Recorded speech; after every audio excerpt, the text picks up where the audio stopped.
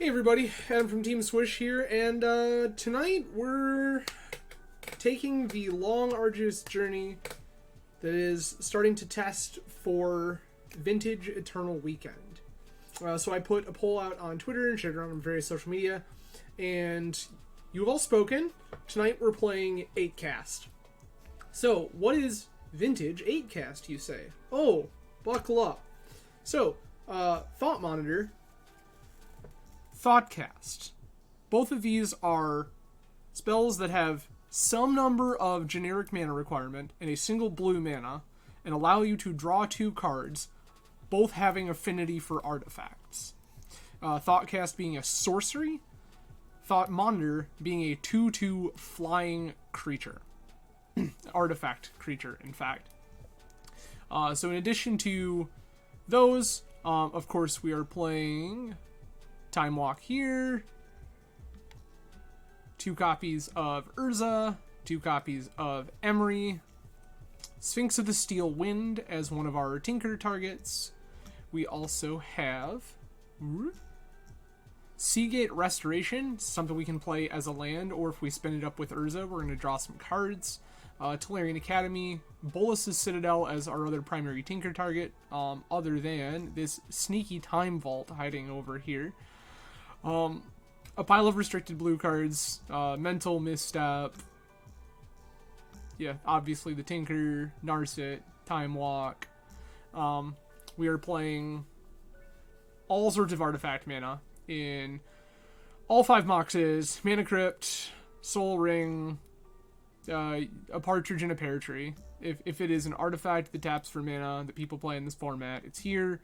Also playing 1 Sensei's Divining Top, 3 Mox Opals, Manifold Key to go with our delightful Time Vault, some Flusterstorms, a Pithy Needle, which we can fetch with these delightful Urza Sagas, Sea of the Synods to help our artifact count, 4 Force of Will, some basics, Ancestral Recall hiding here is the remnants of our restricted blue card suite. Then in our sideboard, a couple more Needles, 2 Dismembers, some Graveyard Hate for Dredge, Hercule's Recall to beat Shops, Hull Breacher for PO, Karn also for PO, and the kind of mid-range blue soup, and then Mystical Dispute for other blue matchups as well. So the game plan here is draw a bunch of cards, and either Tinker into Sphinx and kill them, Tinker into Bolas Citadel, cast the vast majority of your deck and kill them, or go absolutely ham with Urza, make a bunch of stuff, make some constructs with Saga, go crazy that way. Just lots and lots and lots of artifact synergy. Oh, we do like drawing cards, Travis. We sure do like drawing cards. That's why we're here.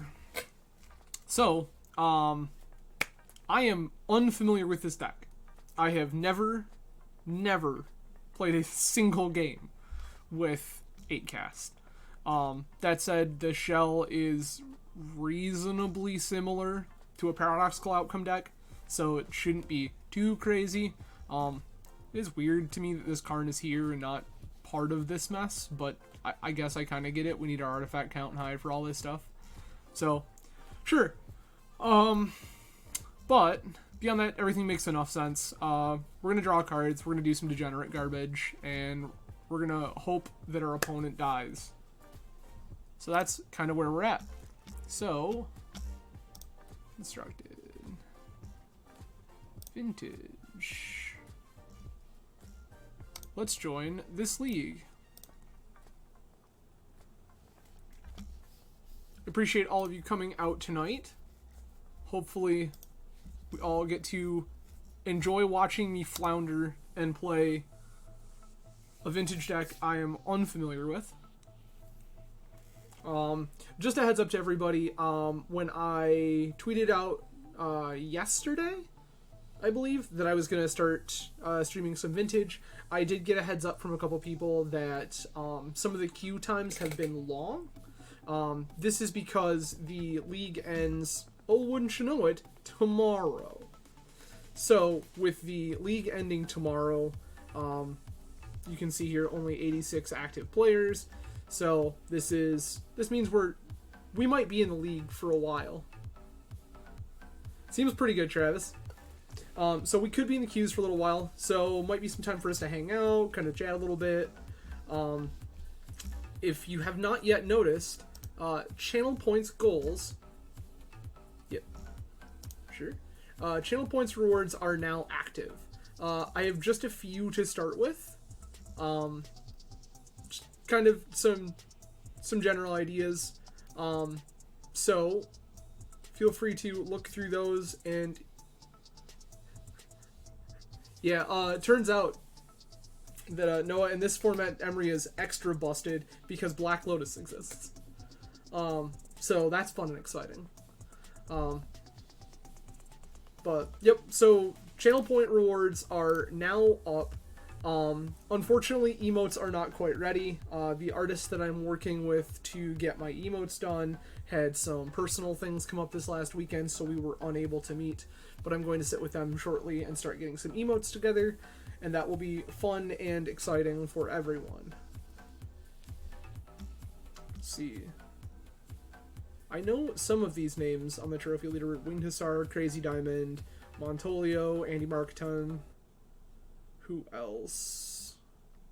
That's it? Those are the ones I recognize. Yup. Oh, Power 9's down there. Okay. That seems low for them. But, alright. Rad. Okay.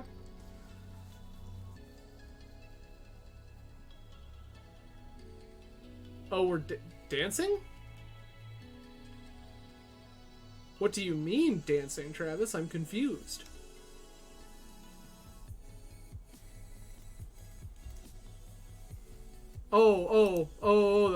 Yeah. I mean, it, like, that's what it's there for, right? Like,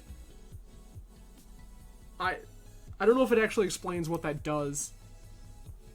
Oh, yeah. No, not actually dancing. If you clicked on the reward there, I will stream a different game or type of content than my usual of your choosing within reason for my next stream.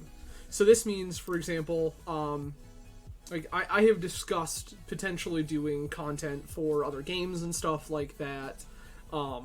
If you're like, hey, I would really like to see you do a League of Legends stream. Okay. I will re-download League and flounder my way through some League. Like, we can make this happen. The notion with the channel points rewards that I set up was kind of to some more community building. That I wanted people to feel like they're invested.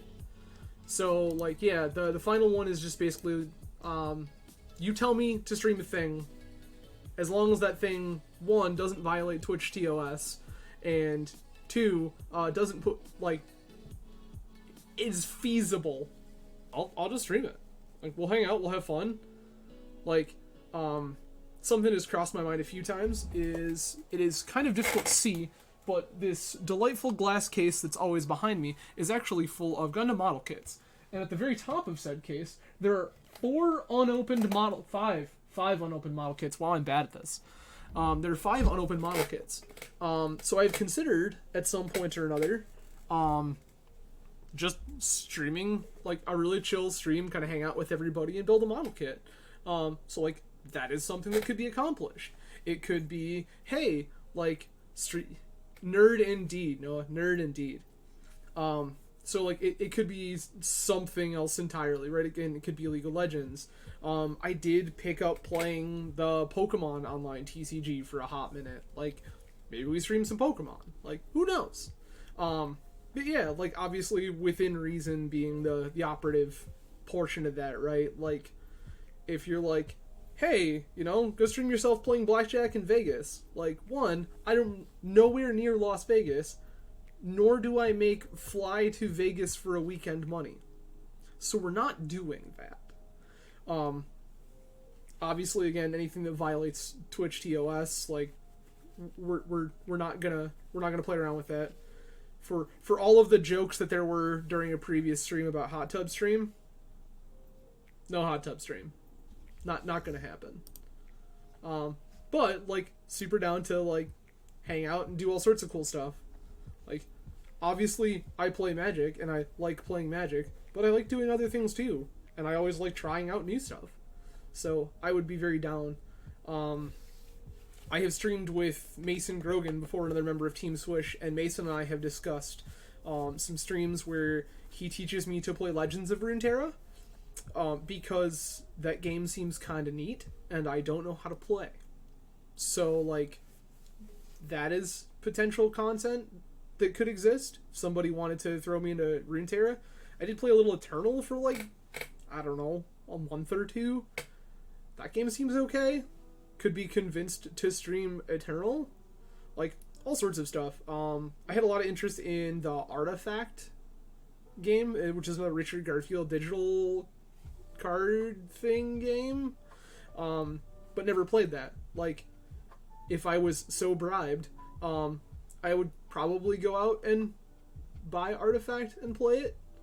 So, like, and therein lies one of the other stipulations, right? Is, like, obviously, I'm down to stream whatever if I have access to it.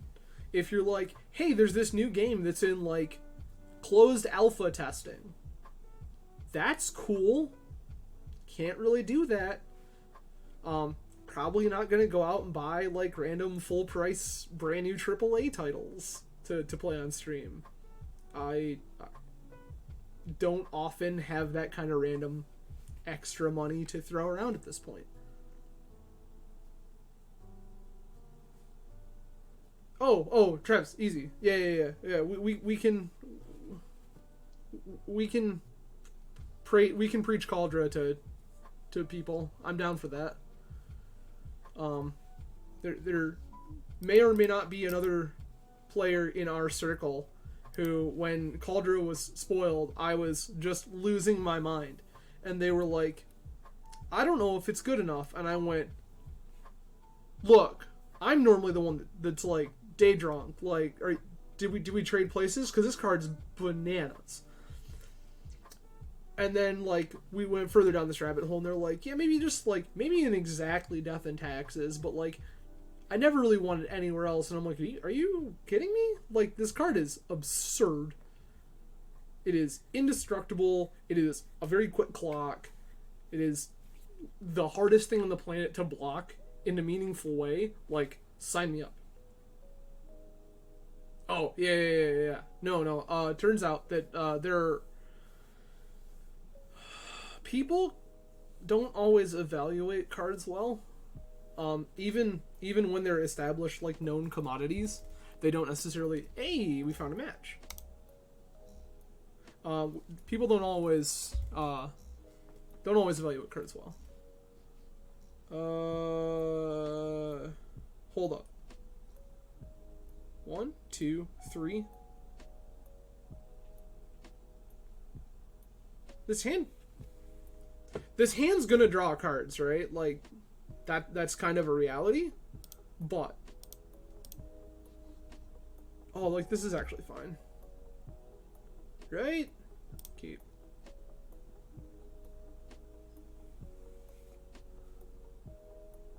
Sure. Okay, so this is... Yup. Top, sure.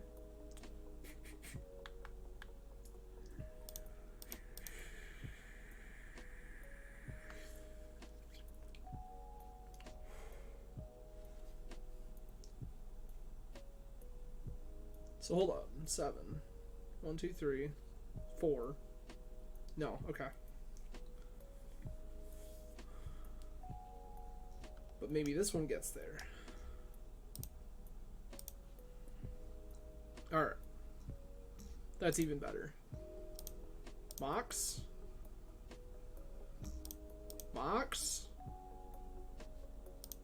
Lotus.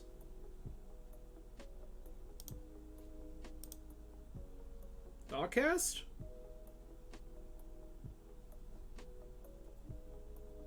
Opponent? Please? Opponent. 1, 2, 3, 4. We can still just alt monitor also.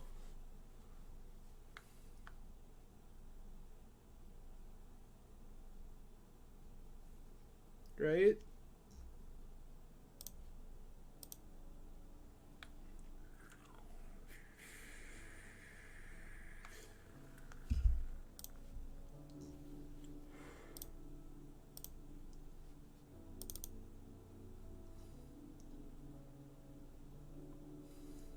How about that one?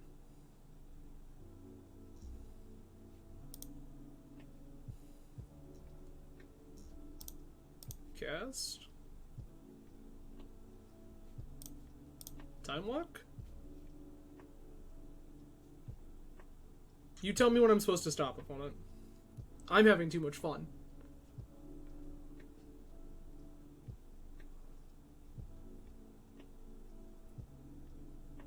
I'm having every possible ounce of fun, opponent. So you tell me when I'm supposed to stop.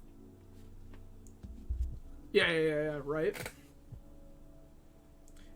Like, there's an argument that I was supposed to save this time walk for later.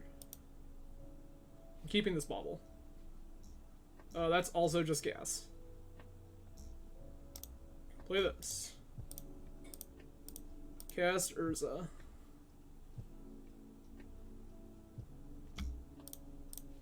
Yield.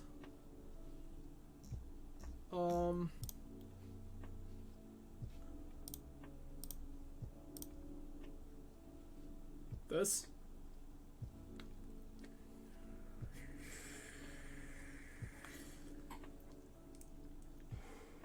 So this, in case anybody is curious, this is technically my turn 1, and I have cast 3 Dratis. I guess technically this is turn 2 because we did take a time walk turn.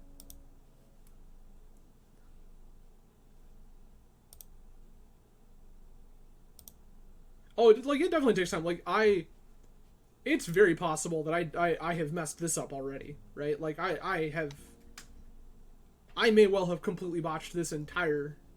Yeah, that's fine. I have one too. Yeah. That's... Basically, the game plan when you start is to, like, go 3 and 2 or better, and just, like, break even. I think we're just gonna let time walk happen. I don't think I'm necessarily worried about a time walk. You get to spin top, that is fine.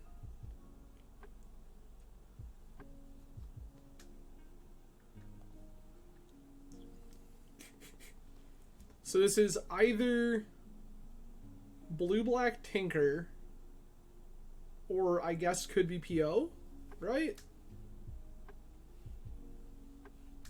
Like, any of these things is possible.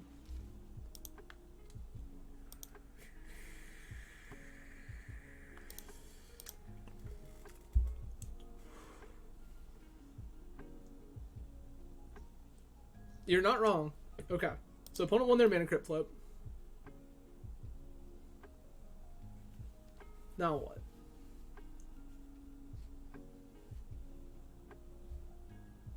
Okay. This feels good. Mox. Saga.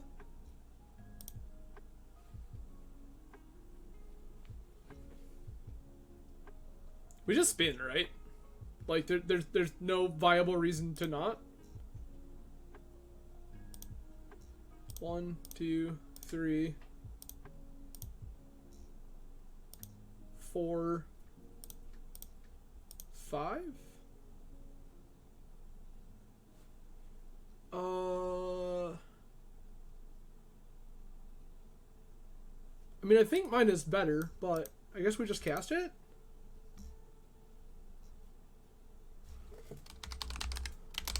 I mean, you let me have it. Senses Divining Top. Sick. Move to combat.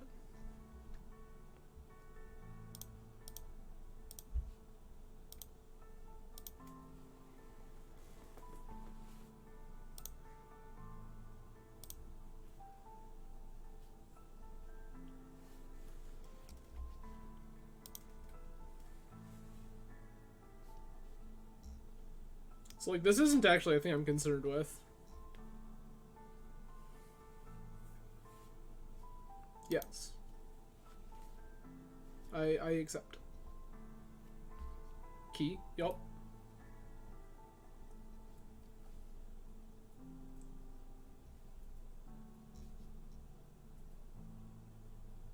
I mean, I'm obligated, right? You got the force?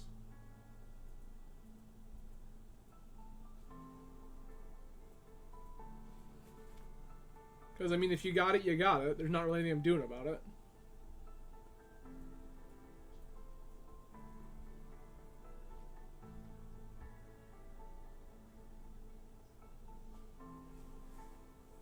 So, like, what's the plan here?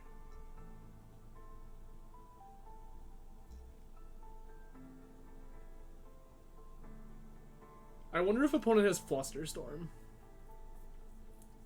And an opponent is realizing that because I have a bunch of untapped mana or functional mana via Urza,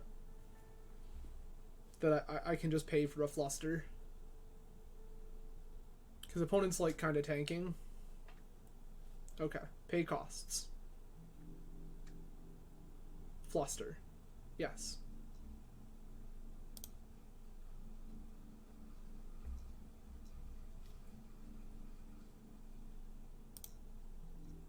Pay 1. Yes.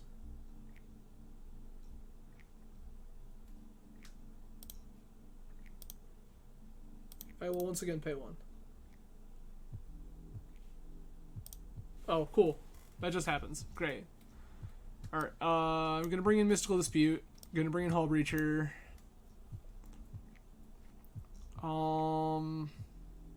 Question is now, what is bad?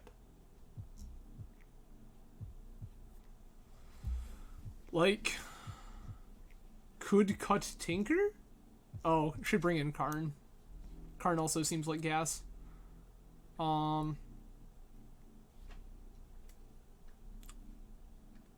Could cut the Tinker package and just Karn, Breacher, Dispute, play the control game. So we cut Bolus's Citadel, Sphinx the Steel Wind, Tinker. Yeah, I kind of like that. Apparently, Jeremy, wow. I don't know how much of that you caught, but I think I'm cutting the Tinker package here.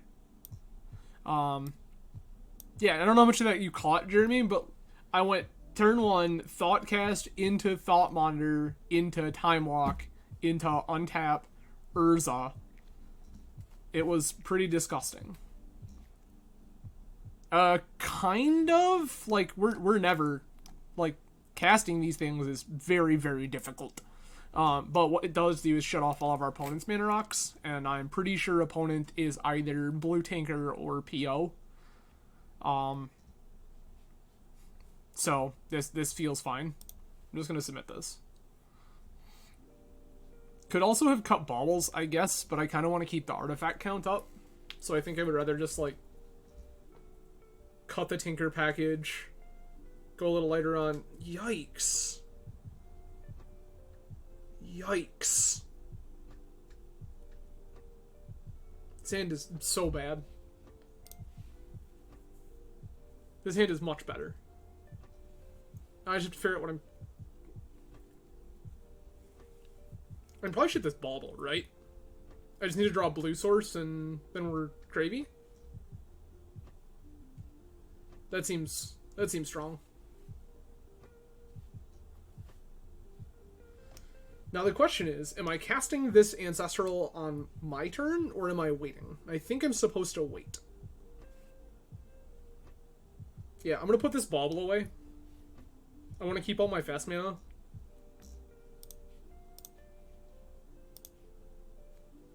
And then I'm just gonna Ancestral Recall at some point. Yes. Your Sapphire is good, your Island is good.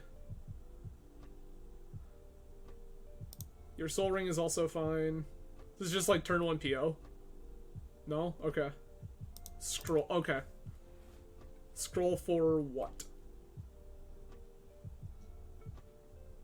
This feels like PO. Jeremy, I'm bad at this. Does Blue Tinker play Merchant Scroll?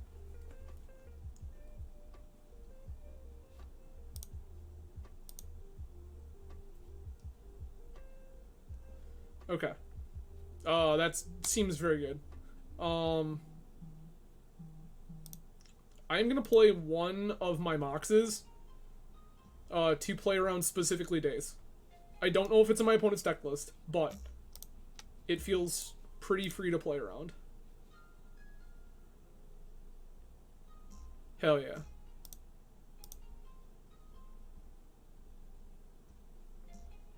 Pearl. Gonna keep the Crypt in hand for now. Yeah. Well, yeah, I know. No, yeah, you're fine. Yeah, I figured Scroll in PO. Is Scroll in Blue Tinker. The new, like, Tinker-centric nonsense deck. I feel like it feels kind of free. Rad. What else are you still missing, Travis?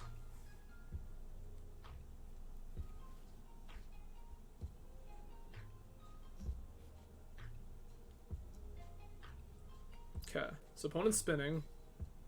So I think that if we are... I mean, like, probably, right? Like, I feel like you're correct, but also... Oh, fair. Jeremy, okay. Do I force this? They're on one card. I kind of want to force this.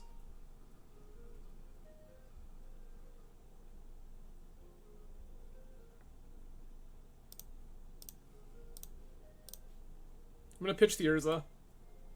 It seems strange, but like I think this Hull Breacher is actually more important.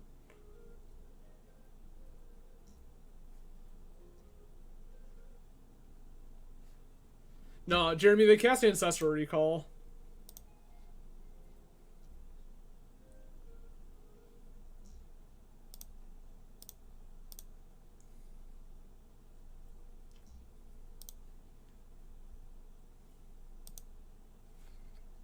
Yeah, I mean, that's fair. So my thought process was that, like, I was thinking about letting them draw 3, just so that I get to keep both threats. But, like, I think that a Hull Breacher in and of itself is going to be very good.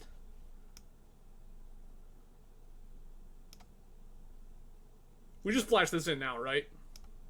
Like, for real, for real? Blue. Green. Like, we get a treasure and their top is on top of their library and everything's bad for them.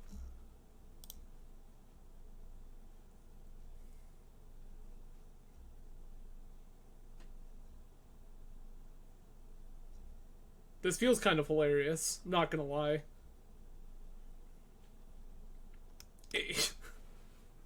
You may once again draw Sensei's Defining Top. Pay costs. Yeah, you get to top. Like, I feel like we're pretty in control of this game, like, kind of by a lot. That's not really what I wanted, but I'm gonna take it.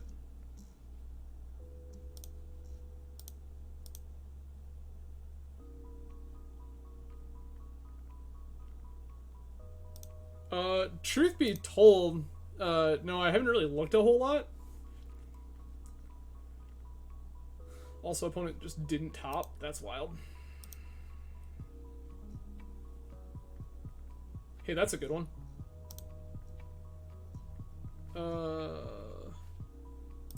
Nope. This one. Is that one good? Yeah, you got it. You know, force my Narset. Hard force. One-time dealer. Vamp, sure. Okay. Yeah, so like, and it's reasonable to believe they will, right?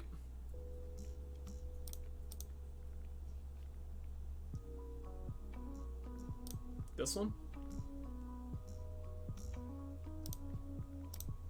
This one. Yikes.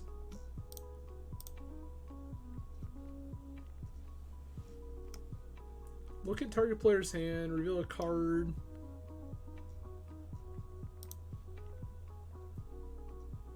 Like, I feel like they... What's the plan there, right? Like, they had to find... answer to Breacher?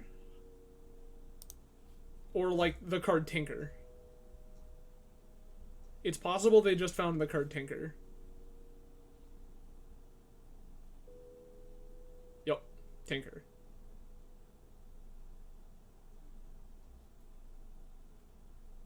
Yep. That's just happening. Like, I can't do anything about it. Oh, for Citadel. Sure. That sucks.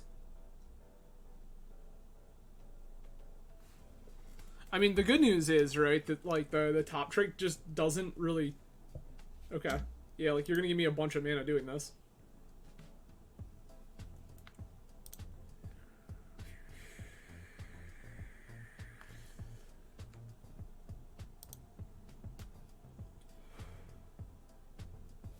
Oh, no, that's right. Narset just prevents entirely. I forgot that we have the Nombo in play. Oh, rad. I'm gonna bauble you. I just want an extra card. That's where we're at. Yep. Sick. That one's good. That one's also good. Tick down.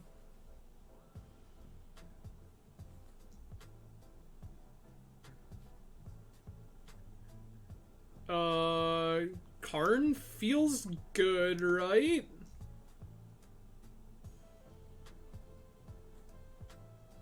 Karn feels good.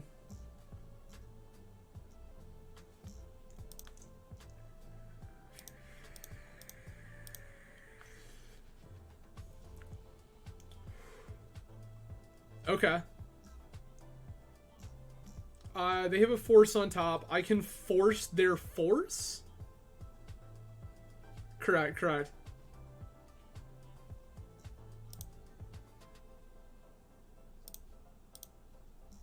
gonna pitch my walk.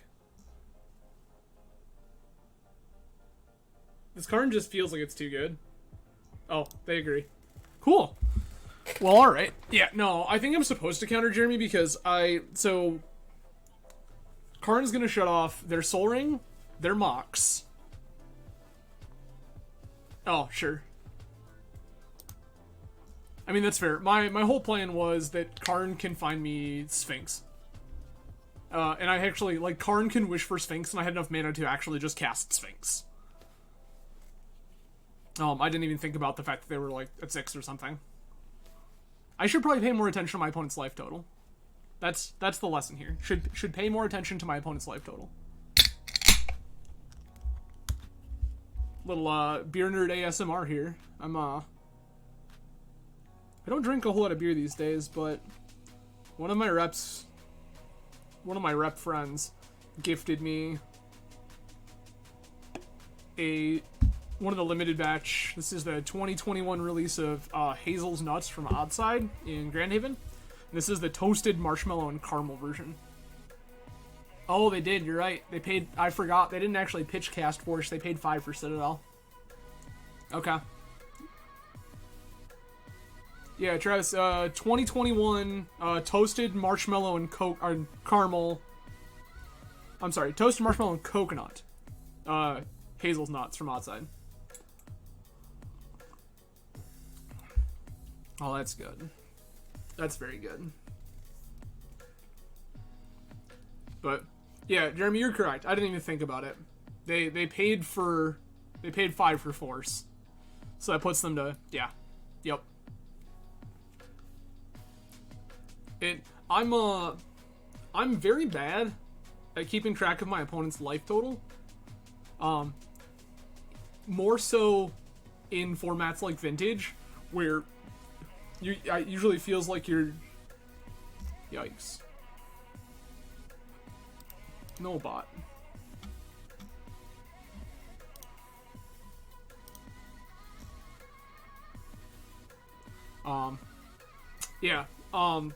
In formats like Vintage, where everything feels so big and busted all the time, I often stop and, like, forget to stop and look at my opponent's life total. Because I'm just like, oh yeah, I'm just gonna do this big, dumb, busted thing, and you're gonna die that way. and like I hyper fixate and like, yeah, no, like Citadel has a real cost. Like Citadel costs you a bunch of life. So yeah, no, it was 100% correct to just not force and then cast the walk and kill them that way. You are 100% correct.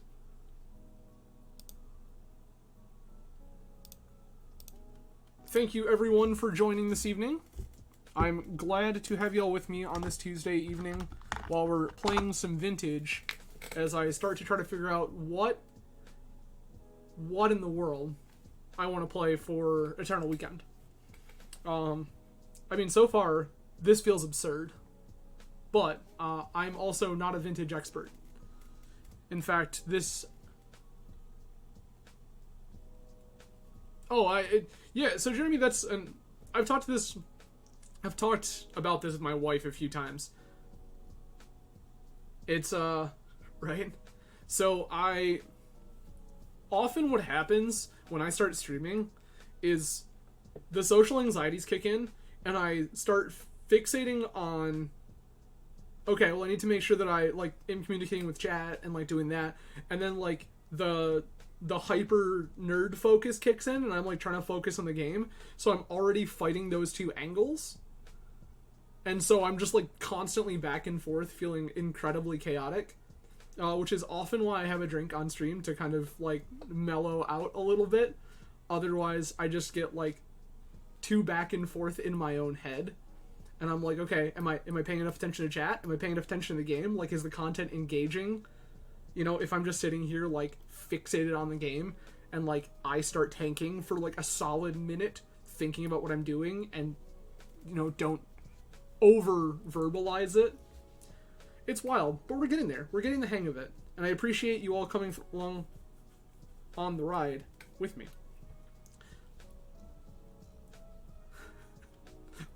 I mean, might be mellow stream drunk. Who knows? So since we haven't done the random chill things tonight, again, I did make affiliate, which means you can now subscribe to me if you wish. Most importantly, if you have Amazon Prime, you have Twitch Prime, which means that you get one free sub every month. So, if you are not currently using your free sub elsewhere and would like to throw it my way, I would greatly appreciate it. Like I said, I do have channel point rewards up and functional. Some might get added, some might get taken away. We'll see what happens. I'm also trying to work with a local artist to get some channel emotes made. Unfortunately, my meeting with them last weekend has been postponed because they had some personal issues come up that they had to deal with, which is always more important than my dumbass channel emotes. Take care of your people. Don't worry about little shit. It's fine. So, I will be working on some channel emotes with them in the future, though. If you have suggestions, please either whisper them to me on Twitch or something, or shoot them to me on Twitter, or through any of the other various social media outlets, or Discords, or whatever. Currently, some things in my mind include Stoneforge Mystic. I have a Stoneforge Mystic related emote in my head that I want to talk out with the artist. I feel like it would not be on brand if I did not include a Swords to Plowshares emote somewhere in this mix, because basically anybody from all walks of life who has ever met me in any format ever has probably fallen victim to Swords to Plowshares or Path to Exile or the like. So some sort of emote to that effect feels very correct. Terminus is also on that list. Yeah, so Travis, I'm not sure. The third one's where it gets weird.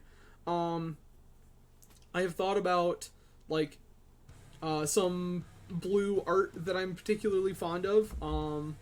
Like some Mana Drain, because I am 100% on board with Team Unrestrict and Unban Mana Drain.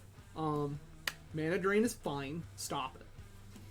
So, I have considered Mana Drain. I did. Recently, I was put into a vintage adjacent Discord, and they had a really cool mock Sapphire react in their Discord, and I was like, Sapphire would be rad. Could get behind that. So that's like plausible. I don't know, something about drawing cards. Who knows? Something to that effect. The like something adjacent to the Judge promo Force of Will would be rad. True Name Nemesis. Oh no! Never team ban Brainstorm. Not we don't talk like that here, Travis. Oh womp womp. Yeah, no, never team ban Brainstorm. We like blue cards here. We like all sorts of cards. I have a series of hot takes involving ban lists. Honestly, the vintage one, I'm not like... I've been out of vintage for a while, so I'm not like as into that. We did have a conversation the other day in the team Discord, and we were talking about the vintage restricted list. So what did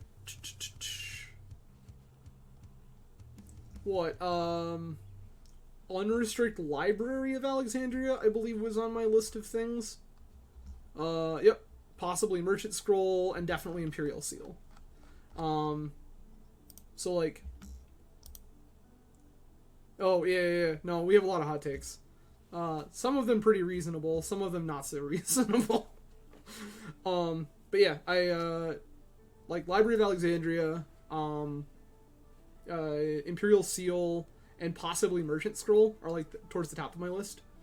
A deep part of my heart always wants to say Unrestricted Monastery Mentor, even though I do think that is like incorrect. As much as I loved playing 4 Mentor Vintage, for a lot of people 4 Mentor Vintage was absolutely abysmal, and the top tables of a lot of events just started kind of breaking into either mentor mirrors or like things that bully mentor. And it was like, okay, that's probably not necessarily a healthy and engaging metagame for a lot of people. But yeah, no. So, and Travis, part of the conversation we had in the Discord was I do not believe that when we're discussing the banned and restricted list, that the financial value of a piece of cardboard should ever come into effect at all. Like, I understand that Imperial Seal is expensive. I absolutely do. I don't think that should matter. Because the reality of the situation is that it comes down to 2 camps, and this is exactly what I said in the Discord. One, Wizards is supposed to create the best version of every format that they can. And to do that, we can't keep a card banned because it's expensive and would get more expensive. Then, on the other side of the coin, we as the players and things like that, yikes.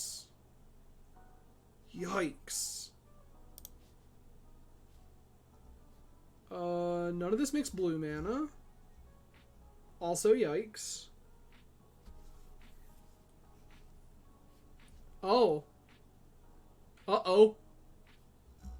Opponent just powdered. That seems rough. I guess. I'm gonna ship one of these.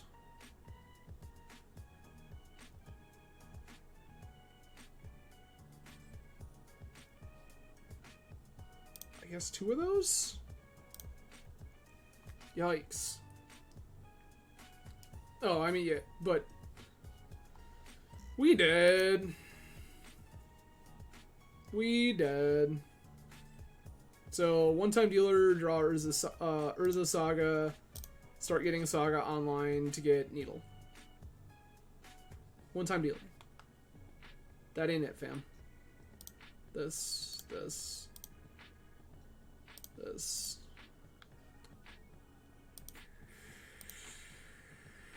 Oh yeah, Jeremy, like, with like 7 Ds, we are so dead.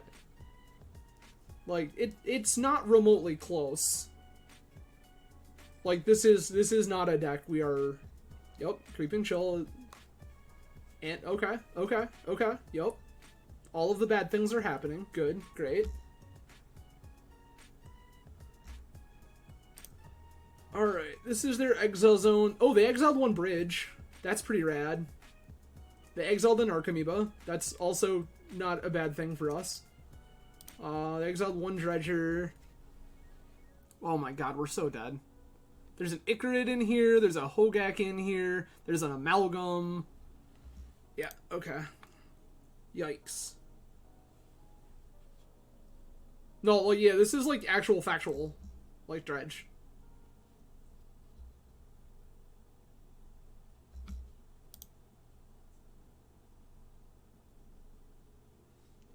We have all of our hate is in our sideboard. We do have a needle main. We could needle the Bazaar. I can also force a will the Hogak. 1, 2, 3, 4. This makes this cost 3 mana. Yeah. Yep, all of our hate's in the sideboard. We have a needle main, but all of the graveyard hate is in the side. Which is bad news bears.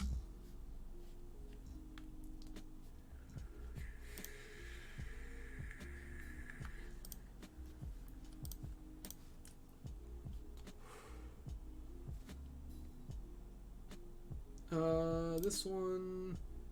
Nope. God damn it. Okay.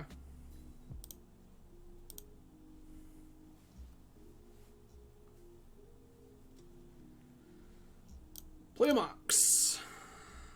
Play this.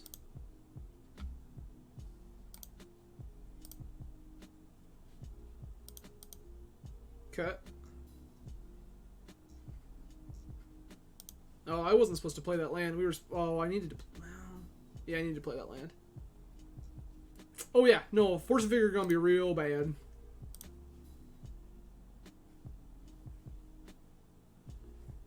They don't have a bridge yet.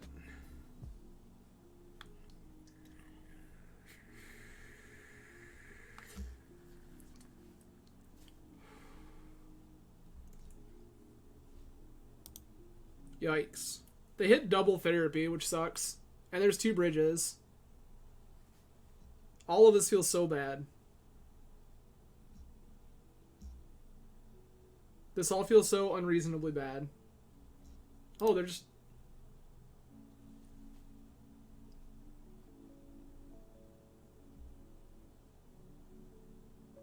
Opponent?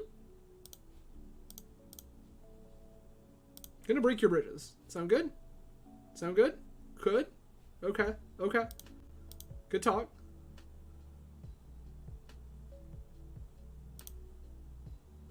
I don't understand why opponent attacked like that.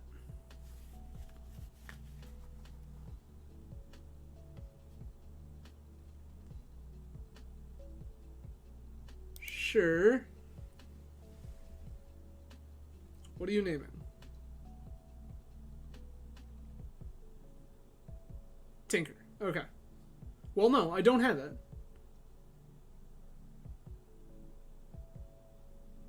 Are you going to therapy and take both Force of Wills?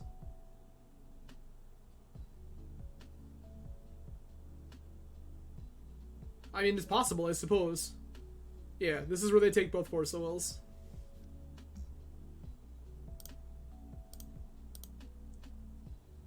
We're looking for mental misstep. None of these is mental misstep.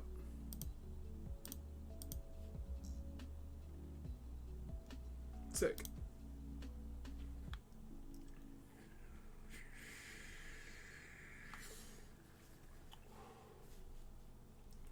I mean, yeah, like, it's fine.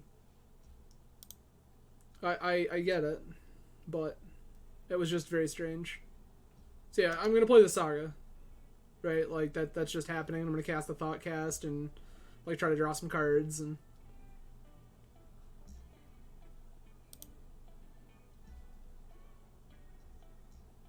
okay.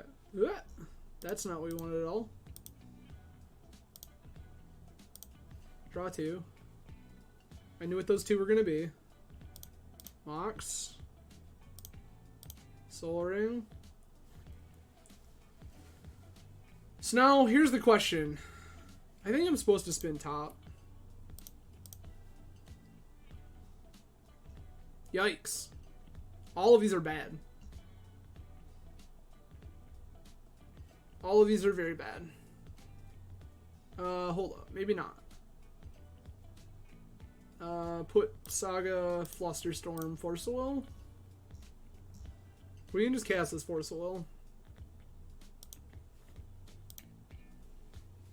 Or probably... Oh, there's like Trip Icarid? Is that what I see? I will let opponent put all their Icarids into play. Sure.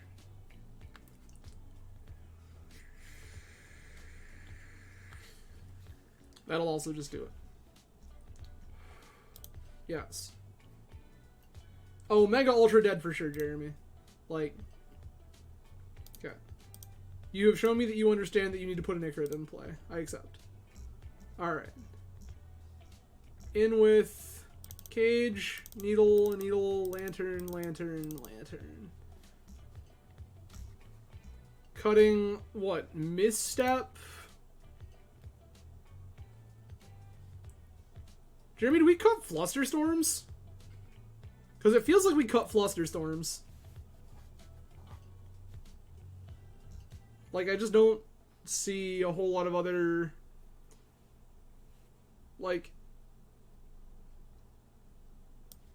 I think I'm just gonna cut Flusters.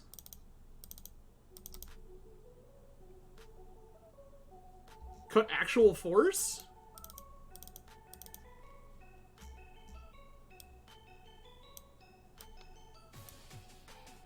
Oh, okay. So we're just trying to erase them. And we have to cut one more card. What is our other cut? Do we shave a bauble? Like, I'm trying to figure this out. It's probably just like a bauble, right? Yeah, I feel like it's a bauble.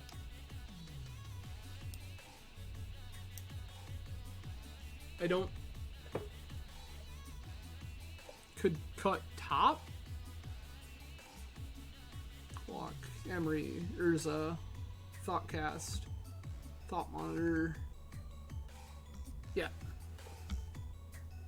Just gonna cut a bauble, I guess. That makes the most sense to me. I guess Mox Opal, maybe? So I thought about that, Jeremy, but like... Yeah, maybe Emery's too slow. I don't know. Like, I guess my notion is that, like, keeping Emery for, like, explosive draws, like, you know, play the Emery, Lotus, crack Lotus, recast Lotus, do dumb stuff, or, Emery rebuying stuff they force a Vigor away. Because I'm not crazy, right? Force of Vigor destroys, does not exile. Emery can also recycle Hate, which is, yeah, that's not something I had originally considered. And I mean, I feel like we're just supposed to erase them. Like, I don't know that I can necessarily, like... Are we just supposed to, like, mulligan to Needle?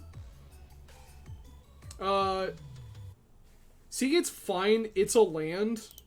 And that's the reason we're keeping it. Okay. Okay. I'm into this. I like this. I don't know if I'm supposed to like this, but I like it. I'm gonna keep it.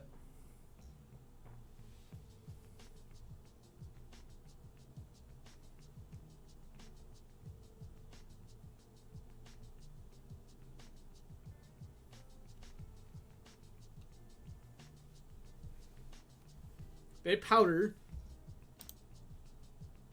There's a Creeping Chill gone, an Icarid gone. Okay.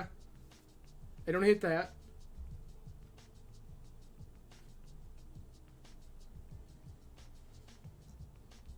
Alright. I don't remember seeing forces, but I don't remember for sure, to be honest with you.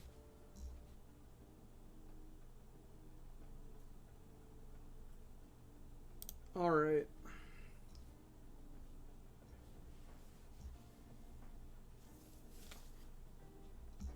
Lotus. Key. Opal.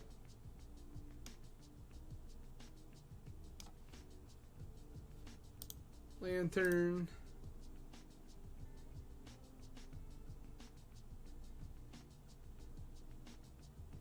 Jam Urza have Fluster up? Okay. I can be talked into such things.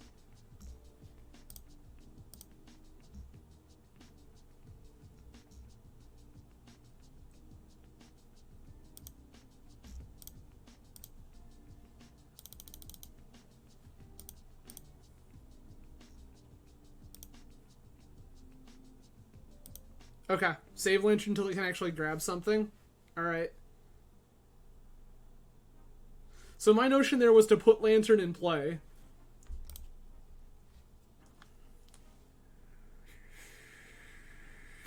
And I wanted to put Lantern in play. Yeah, that's fine. Cycle Street Wraith. Dredge.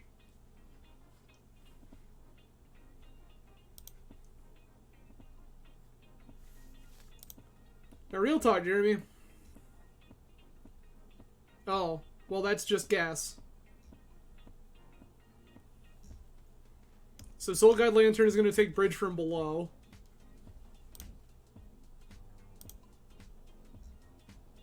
And then Graph Digger's Cage is going to stop all the other garbage. Tap this. Floster. Yeah, I still had all these. Sick. Good talk. Okay. Do we change this at all? So, like, we do this Hull Breacher, too. And Hull Breacher shut... You know, maybe... I kind of want the Hull Breacher because it's just another way to shut off Bazaar. Like, yeah, they're discarding, but they're... Both teams played hard. Alright.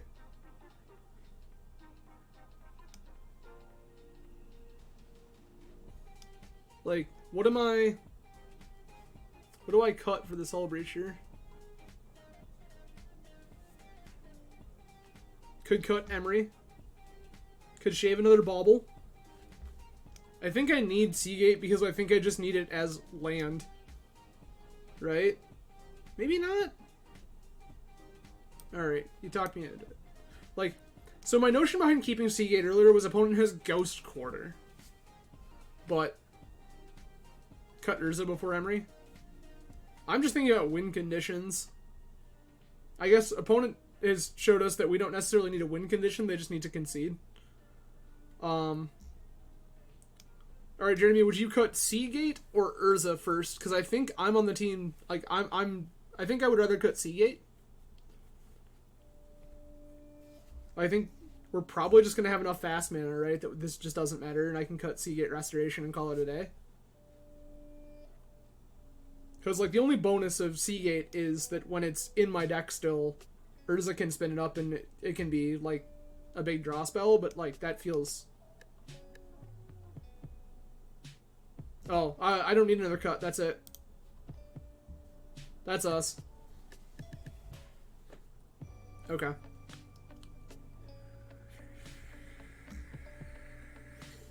Yikes. Yikes. Opponent has powdered already. They powdered away Stinkweed, Strip Mine, Ghost Quarter. Wow, they powdered away 2 Dredgers and a Bridge from below. Okay.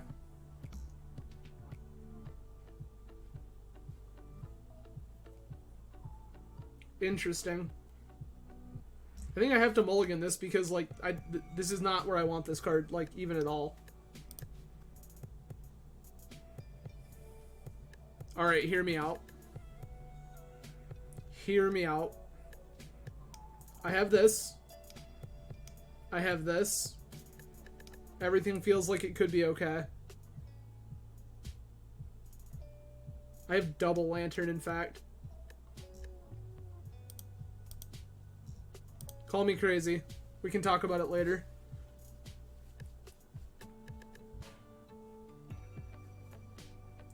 Because, like, then the Urza Saga just, like, finds us Manifold Key, and we, like, just call it. Activate now? Aw, baby.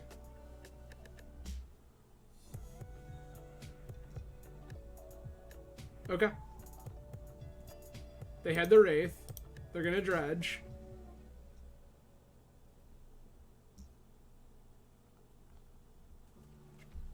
They have another Wraith. There's a Creeping Chill. They have another Dredger still.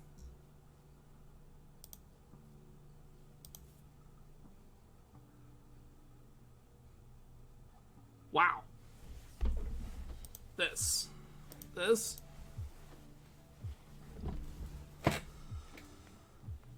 What do I want? The Dredger? It's probably the Dredger, right? I think I just want the Dredger. Make them play on hard mode. They've already... How many Wraiths are gone? They've got 2 Wraiths down.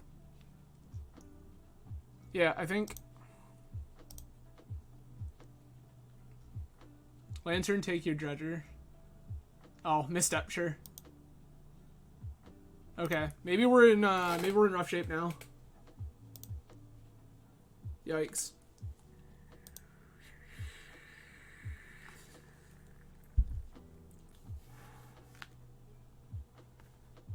Okay. Yep, this is getting bad.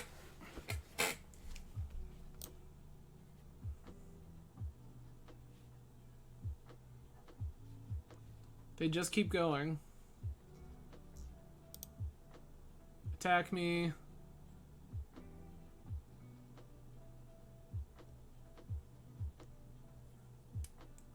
Sure.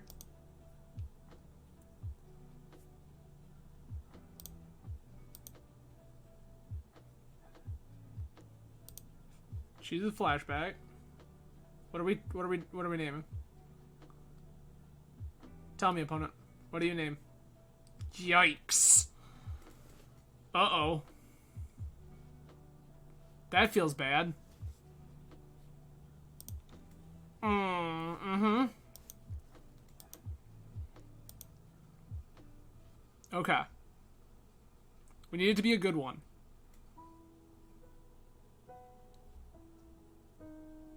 That one ain't bad.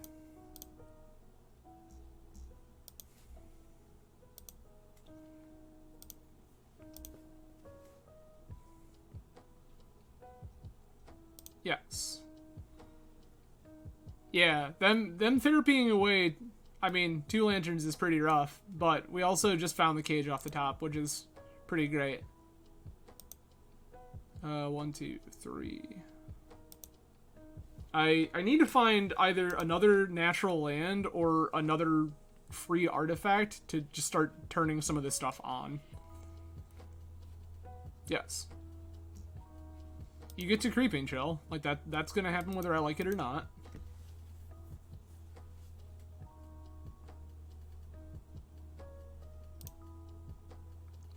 I have to beat this prized amalgam. I get that. I only have a couple of turns to do that. You have it. Oh, alright. 1, 2, 3.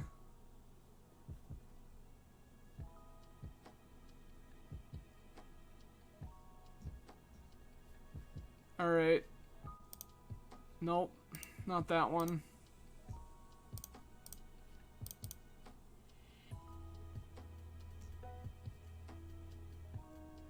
Alright. So if we time walk, we risk the flip, and then we can thought cast.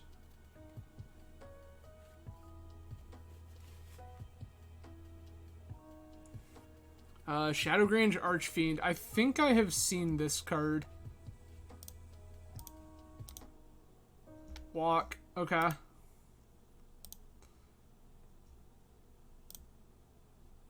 Tails never fails, right? That's the rules. Someone, please tell me. Yikes. Land.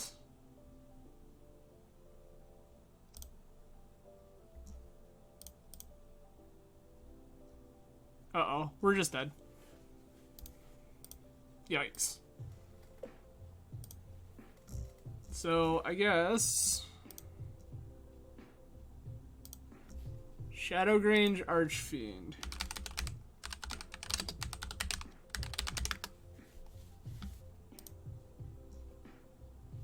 Enters the battlefield. Oh, Madness, Tuna Black, pay 8 life.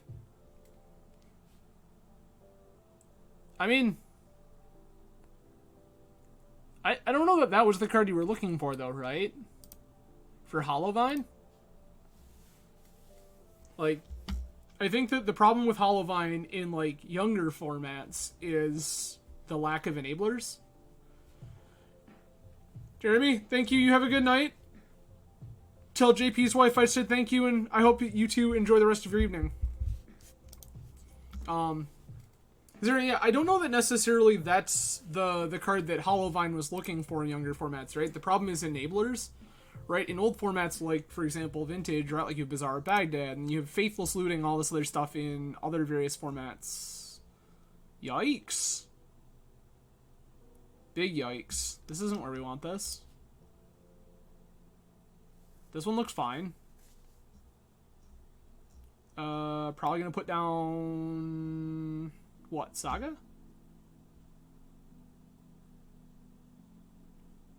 Yeah. Put down Saga. Done.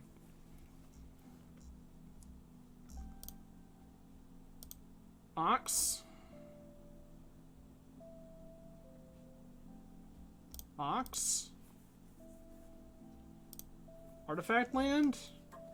This puts us to 3 off, so it costs 4. We're still 1 short. Okay, that's fine.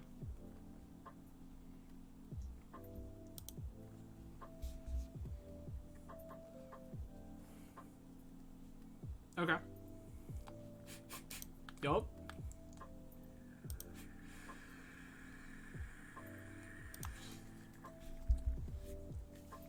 That's a good one. Academy.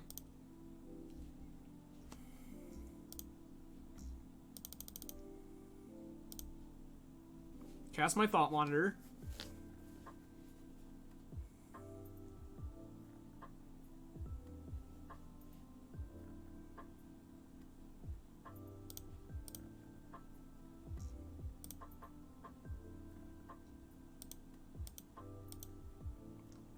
I have the easy part of the Fluster fight. It's great.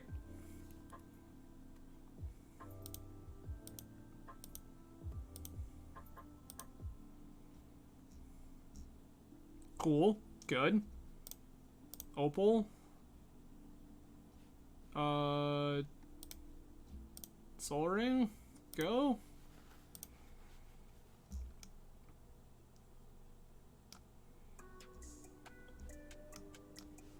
Probably gonna bobble our opponent. Just for the... Yup.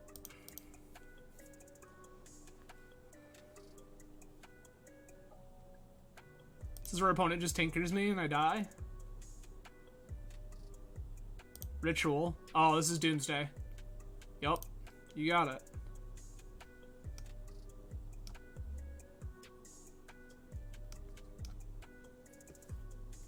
Okay. Yikes. So, like, that was the argument to hold the Fluster, is now they're gonna go off and do all sorts of garbage nonsense, and, like, we just lose.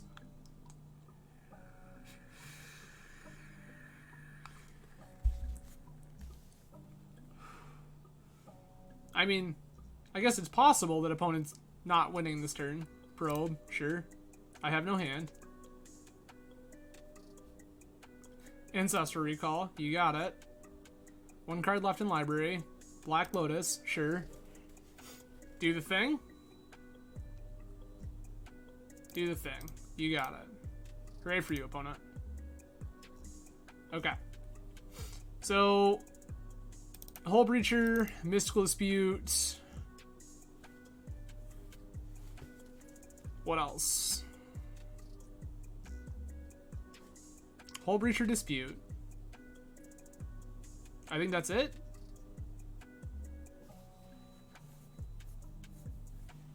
Then I need to find a room for these two things.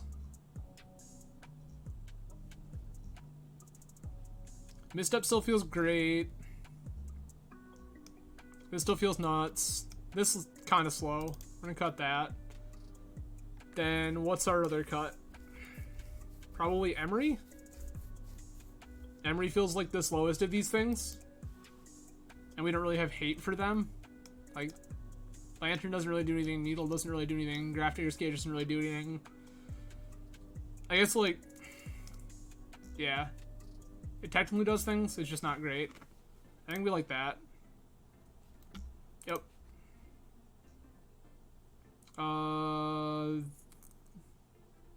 Sure. Keep.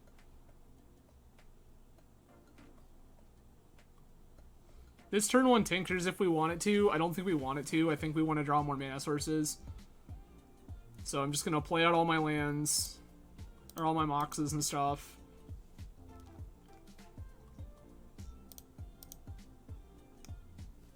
We can just blind name here. And name a blue fetch. I don't think that's necessarily great. We could name Lotus. Because I think their Lotus is more important than ours. And then we can just tinker this away.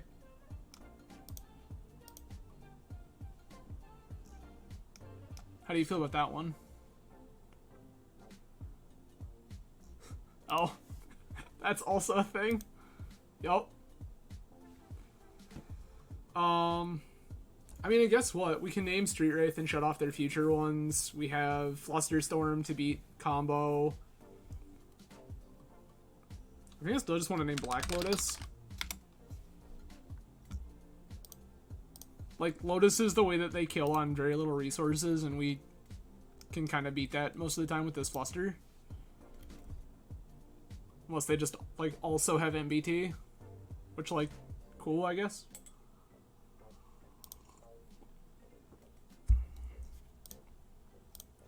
I would like to Ancestor Recall myself. How do you feel about that one? You got it. I want to draw a blue source here real bad. No. I'm not going to pay. Oh, you're right. You're right. Needle isn't doing the thing I want it to do. Maybe opponent doesn't know that. Huh.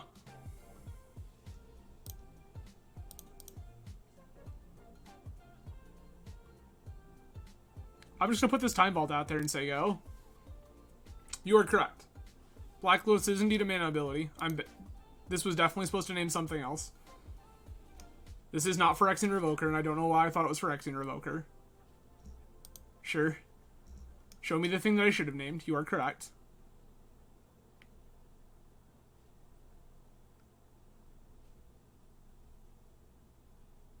I'm gonna fluster this. I mean, yeah, that and also, like, shops is a thing in this format. Cool. I just want a mana source. Like, any mana source right now just means I win. Oh, yikes. Never mind. Alright. One-time dealer. Just draw the key. No. That's not the key. Yikes. Yeah, no, you were absolutely correct, Connor. Like, I thought this was Phyrexian Revoker because for some reason my brain, like, went shops D&T player. You got your Brainstorm.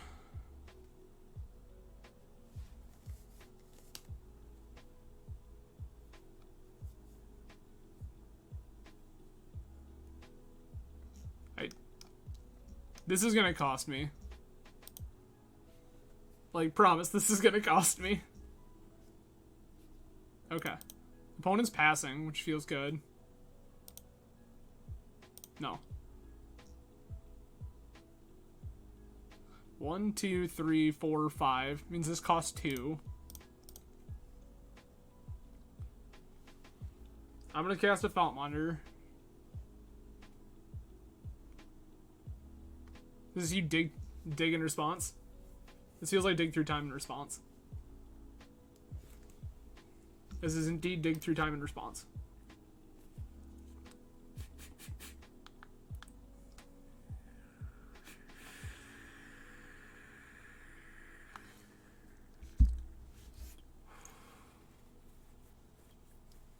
We're kind of playing on hard mode now too, because now this Tinker's gone.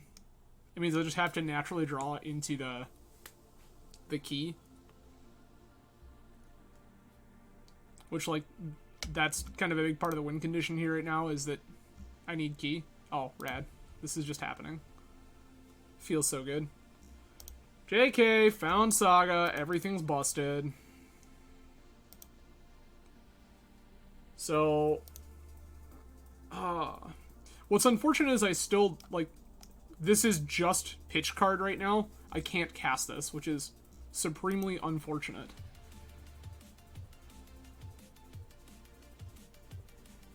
Yeah, the blue card for force is nice. I mean, I'm gonna fight this, because if they can't beat it here, they can't beat it at all. Cycle, sure. They don't naturally have it.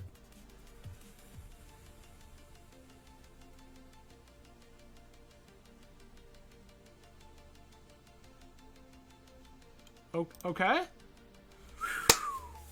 Oh, that was so good. Okay. No, I would not like to apply a replacement effect for Time Vault. That's fine.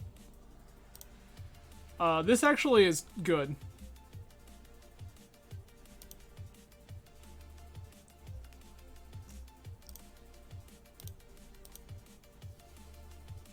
This is actually very good. This shuts off their Ancestral Recall.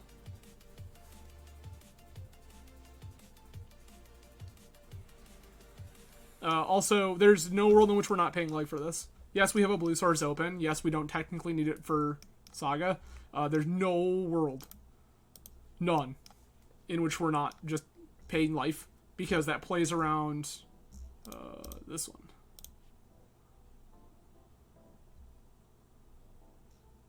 Good talk. Glad we did this. Okay. Sick.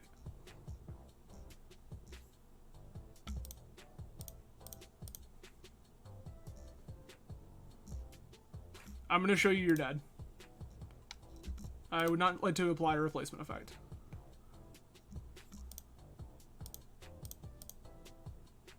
Sick.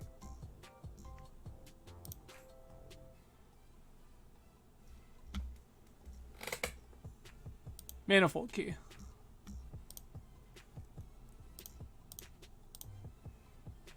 That fine?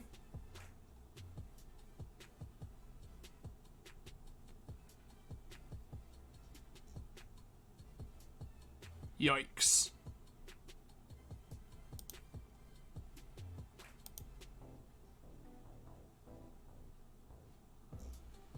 Okay. Well, the good news is we get a rename.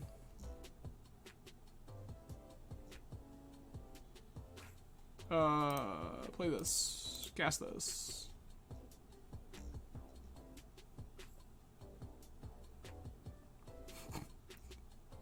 Okay. The other one? Okay. Cast key.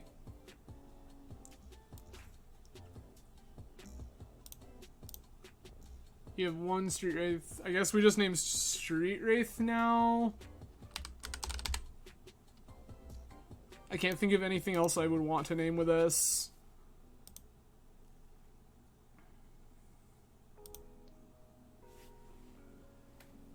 Yeah, that was exactly right. Like getting that, the game plan was just to hold up Hull Breacher, but then we got Force of Negation, and when we got Force of Negation, that like changed the entire scope.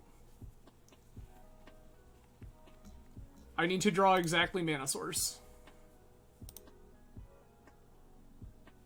That's a Mana Source cast.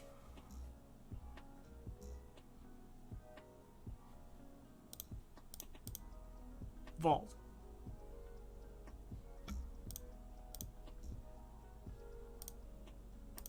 If you drew another Hercules Recall, I swear to... Okay. I swear to God. You drew another Hercules Recall, I swear. Gonna lose it. Okay. So, step 1, do not name Black Lotus with Pithy Needle. Check. Step 2, is there anything else we want from the sideboard? I don't think Lantern is very good. Its cage doesn't really do anything. They probably play Yogwill. I have to remember.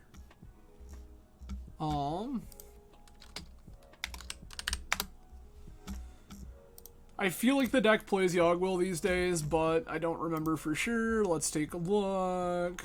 Doomsday. No Yogwill? No Yogwill. Never mind. Doesn't matter. Awesome. Cool.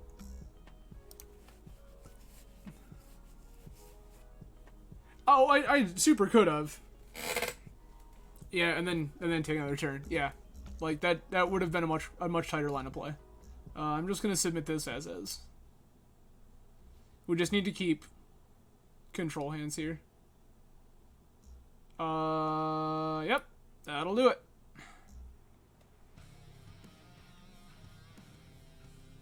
Right? I mean, if they just have it turn 1, they have it turn 1. They don't. Okay.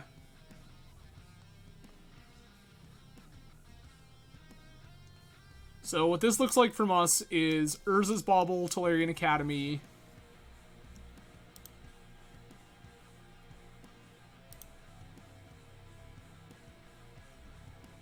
Or that. Cast. Academy. Lotus.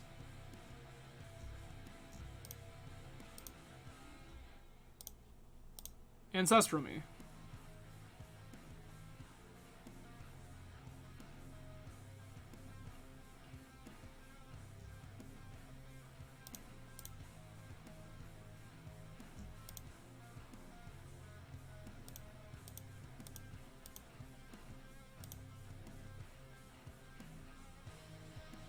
Sick.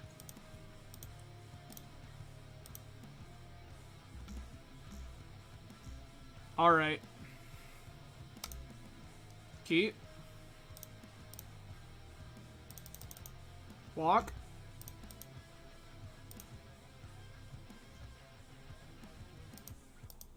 Mox.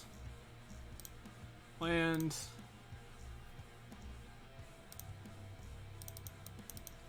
Time Vault.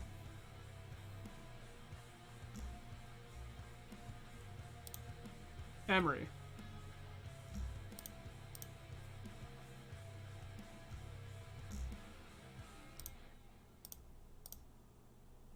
I have shown you the clock.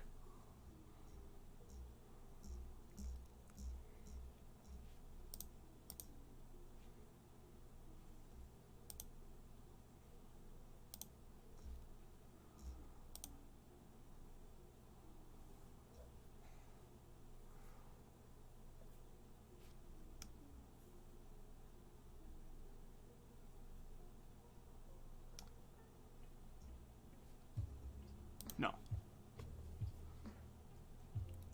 Okay.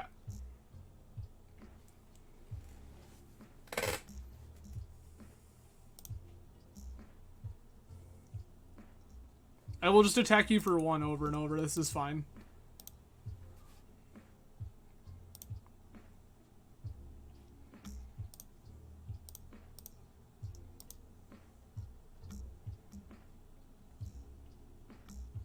Good talk.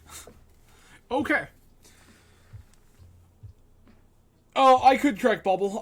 The reason I was keeping all my artifacts in play is so that I had up Force of Will off of Tolarian Academy.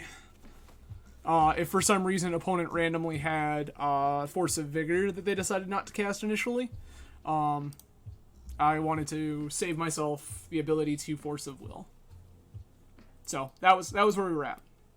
Just trying to cover my bases. I think that it is unlikely opponent had anything when they let me activate Time Vault, go to an extra turn, do the thing, but it seemed pretty free. Right. Yeah, it turns out most of us don't normally play with Tolarian Academy, so we're not constantly counting Tolarian Academy math. I have played just enough Vintage that my brain does function in Tolarian Academy math.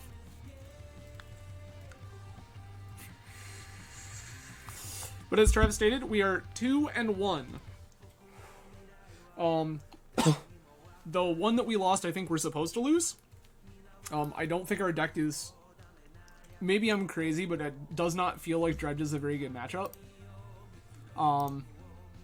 That said, I am also no Vintage expert. So if anybody in chat is a Vintage expert and wants to yell at me about how I was not supposed to lose to Dredge, please do. This is for testing. The more I learn, the better it is for everyone involved. But yeah, I don't think Dredge is a particularly good matchup with this particular configuration. Also, for anyone who has not yet seen, this is Slasher 21's list from Challenge. You can also, if you want to see the exact configuration, you can type !deck in chat. Stream Decker will give it to you. Or, because I remember to do the thing, if you scroll over the screen, on the left-hand side of the window should be a little magic card icon. That is the Cardboard Live extension. So the Cardboard Live extension will allow you to see the entire deck list, and should allow you to scroll over cards on the screen and read them closer should you need to. More often than not, I think I'm the one here that needs to be reading these cards more closely. But here we are. Again, thank you all for joining tonight. I really, really appreciate it.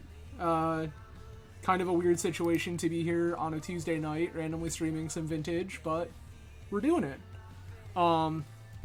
For those who don't follow me closely, I will be streaming Vintage pretty much nonstop up until Vintage Eternal Weekend.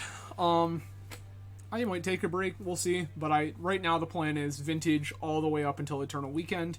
Right now I'm just kind of feeling out some options. I posted a poll on Twitter and asked my first 3 inclinations in Vintage were to play Paradoxical Outcome, which is the deck I've played a reasonable amount of. The newest versions are slightly different, but it's still PO. Or play this deck, 8 cast, or to play the new Blue Tinker deck. No, Travis, I don't have enough brain power to play Hate Bears right now. If I had more than a couple of weeks to really learn the format a little better, I think I would be down to play Vintage Hate Bears. I think Bant is very, very good. And I think that if you're a good player that knows the format well, Bant is an excellent deck choice in Vintage right now, because the Hate Bears shell is strong. I don't know Vintage that well. I haven't really, thought seriously about Vintage in probably 18 months. During Companions and all of that shenanigans, I kind of got really turned off the format, and, while I'm aware that all of that is fixed, I just hadn't really put a lot of energy into coming back to Vintage. I obviously wasn't playing with the paper group that I had played with previously, and at the time that all of that happened, I was not streaming and was not using Magic Online regularly, so I just kind of was like, whatever, Vintage can just be Vintage for now. But now, here we are, reacclimating myself with Vintage, and I figured I was going to play some sort of Blue Stew deck. That's just kind of my go-to in this format. I think that various blue archetypes in Vintage are always the kind of Magic I like to play. So I don't think I can go wrong with a choice as far as my own enjoyment. But I don't know. It seems to be that all of you are enjoying Vintage content, so maybe after Eternal Weekend, I will make it a regular part of the mix. I do want to play some Hate Bears. I have a friend in one of the Discords who mentioned a Thassa's Oracle Thought Lash Vintage deck, which seems wild and exciting. So I might start poking around with something like that. That deck seems like gas, but I also don't have the brain power to try to figure it all out right now, 2-ish weeks before Eternal Weekend. Oh, buddy. No, Travis. Like, my man's has been working on this deck by himself for a while. This is one of my buddies from one of the old school Discords, and he... Like, it's got Field of Dreams in it. There's a Future Sight. Like, deck is wild. Like, Vintage Thought Lash Oracle. It is absolutely insane. We were kind of discussing it. Like, his list wasn't playing Yawgmoth's Will, and I was like, my guy, this feels like a Yawgwill deck for sure. Oh yeah, no. So Travis, the cute thing is what had. So there were two decks like that rose up at the same time in Legacy. There was the Thought Lash Oracle dedicated combo deck, and then there was Paradigm Shift Fish, which is hilarious because Paradigm Shift Fish, for all intents and purposes, can masquerade as regular merfolk for like a pretty long time. And then they randomly just, like, Violent Thassa's Oracle and cast a Thought Lash, or vice versa. Or cast a Paradigm Shift, exile their library, and, like, Violent an Oracle. And you're like, uh-oh, I'm in trouble. So that was wild. But yeah, no. My dude wants to play Thought Lash Oracle in Vintage. Oh, you're talking Paradigm Shift Fish. Yeah, Paradigm Shift Fish is rad. Yeah, Paradigm Shift Fish is rad. Thought Lash is an enchantment, I believe. Oh dear. This is where I'm going. Yeah, these weird obscure blue cards that everyone expects me to know, but I can't remember for the life of me. Thought Lash is an enchantment for 2 blue that has a cumulative upkeep of remove the top card of your library from the game. When its cumulative upkeep isn't paid, exile your entire library. You can exile the top card of your library to prevent the next 1 damage that would be dealt to you this turn. So, what you do is play a Thought Lash.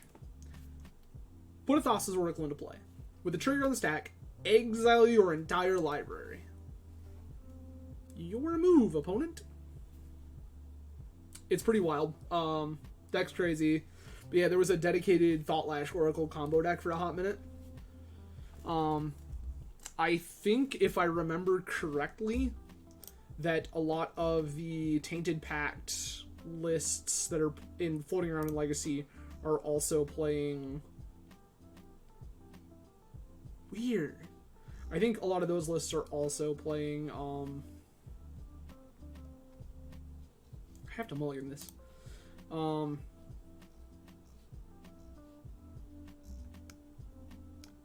This also feels kind of bad. I don't know. This is wild. I'm going to put this Time Bolt to the bottom and try keeping it. Never mind. I'm apparently mulliganing. We're going to keep this one. I think this has to go down. And then... Emery?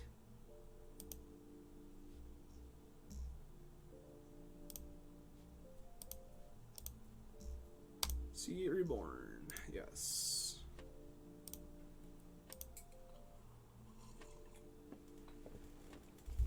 This turn we're just holding up Fluster.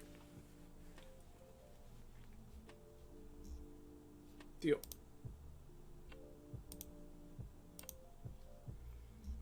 I no longer think that holding up Fluster is very good. I have a sneaking suspicion that our opponent might be Shops. Is also possible that our opponent is Sultai.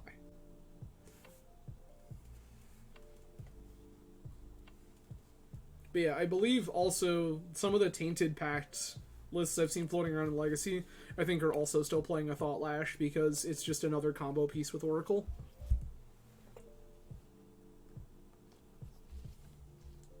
By the way, Travis, since you're in chat and we were discussing stouts earlier, did you open that Milk Ball stout that I brought you yet? Mm-hmm.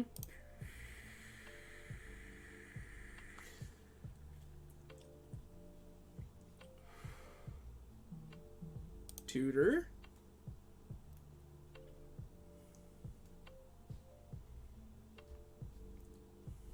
What are we tutoring for, opponent? Show it to me.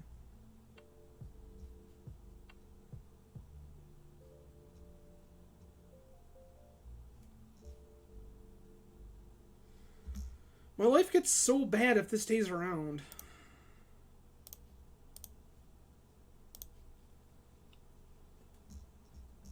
Reasonable.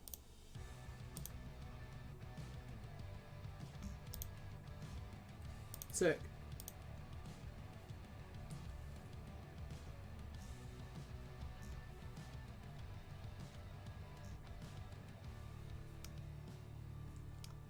I kind of want to fluster this because I'm on like such poor resources and like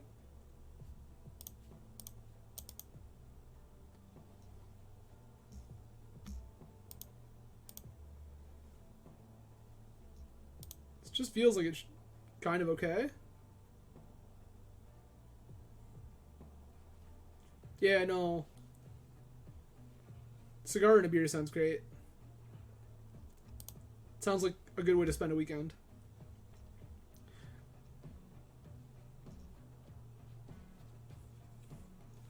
Yeah, Fluster on that Brainstorm feels strange, but something to keep in mind for those in the channel joining from Legacy backgrounds.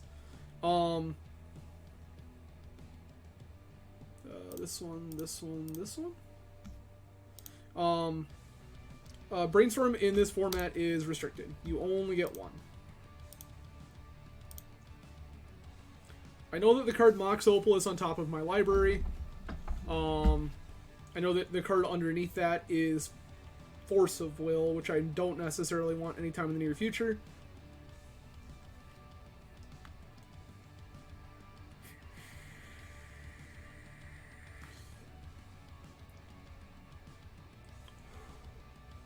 What are you doing, opponent? Show it to me. Okay.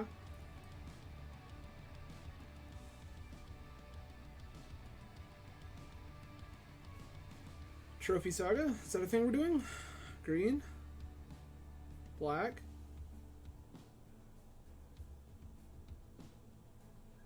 Yep, kind of figured.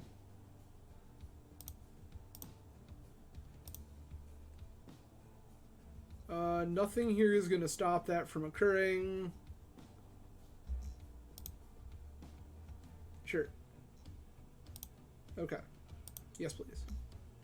This one. I have many basics. Yeah, that's fine.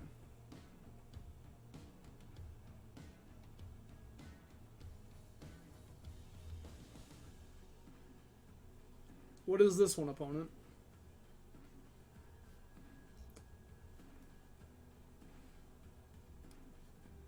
Dig through time. If I can find Flusterstorm, I will... Yeah, easy money.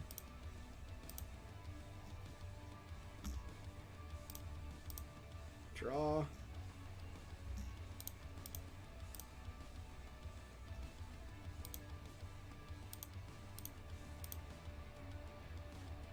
Yeah, this feels pretty easy.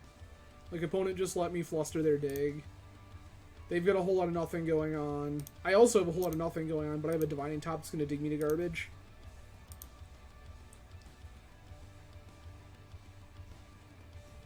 I know the top card of my library is Mox Pearl.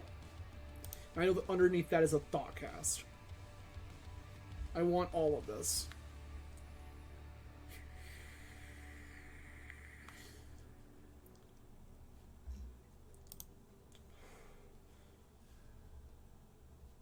Please tell me... What is this? Oh, this ability is targeting your mocks. Sure.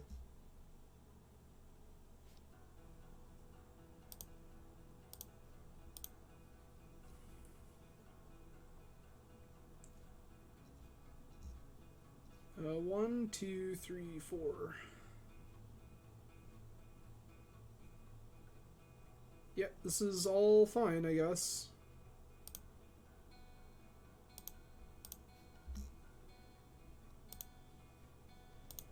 Just gonna get beat down by... Just gonna get beat down by Elk. That's where we're at.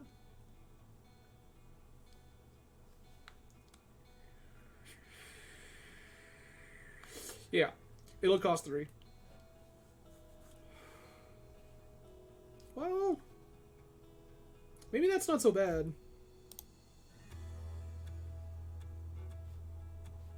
Yeah, I've kind of talked myself into it here. I think that's not so bad. I think I want Pearl Thoughtcast. I'm gonna draw this Thoughtcast.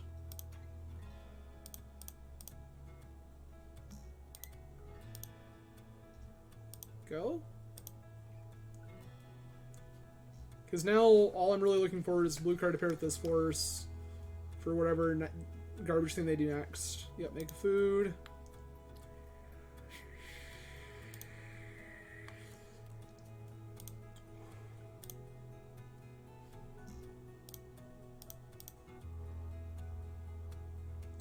Sure don't mind another one.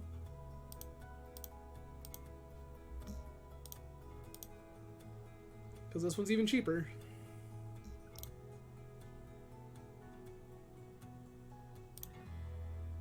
Blue.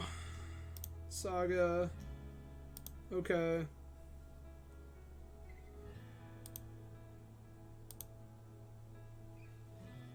Yeah, so eventually the Saga constructs are going to outclass their Elks by like kind of a lot. Yep, you're going to Elk another one. That's fine.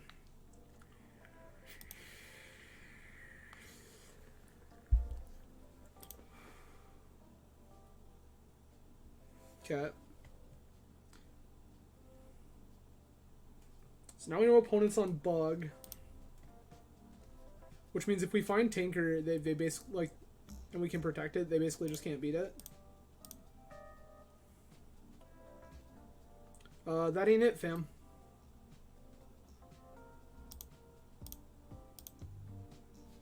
We'll take the Opal. Hold on. That is actually kind of good, isn't it?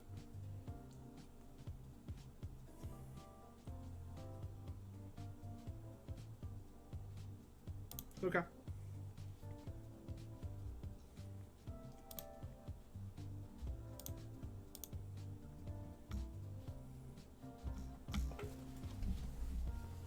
Okay, what's the mana cost on Sphinx of the Seal Wind?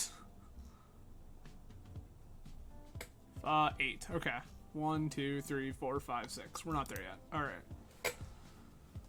Saran, make construct block go to 1. Yeah, no, this is great, but Sphinx does a lot of work if we ever get that across. Alright, sure.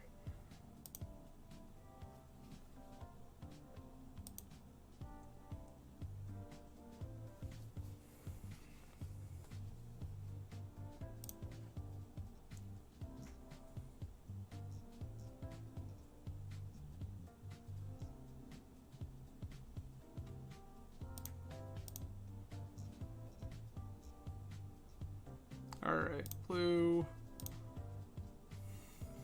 Make the thing.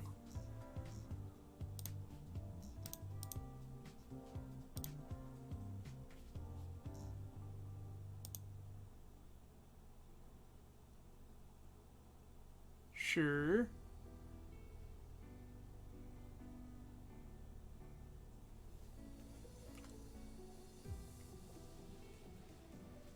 Okay.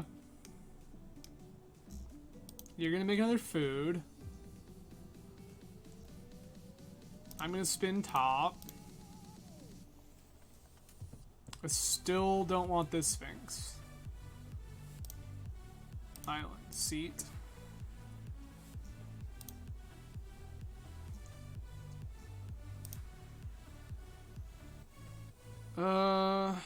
Yeah, make the thing.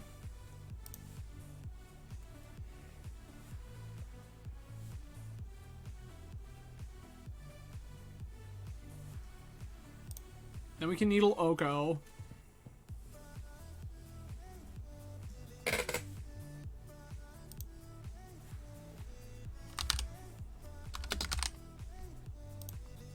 Shut off their Oko. Play another thing.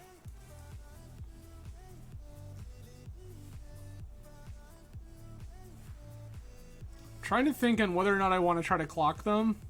I can't pay for Force of Will. Okay. That answers my question. These both need to stay back on blocking duty.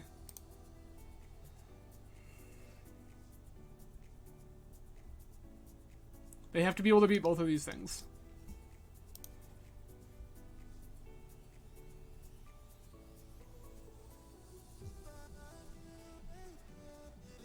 Gonna activate top.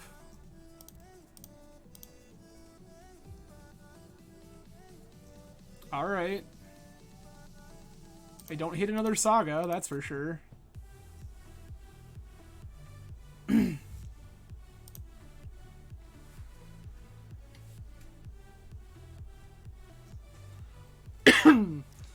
Yeah, don't hate another Saga, that's for certain.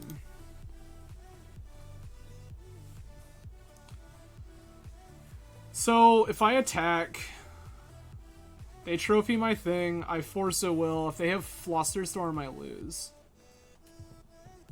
So I'm supposed to just hang out for a minute. Alright, sure.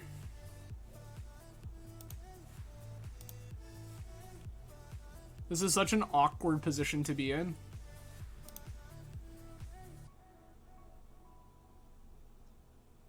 Like, I just can't attack. This. Gonna take...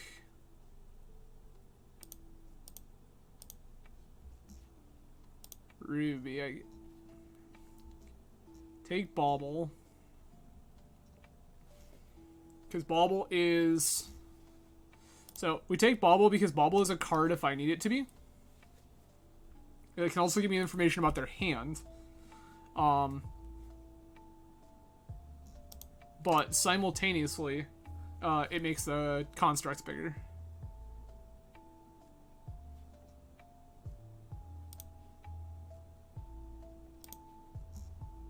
Attack you.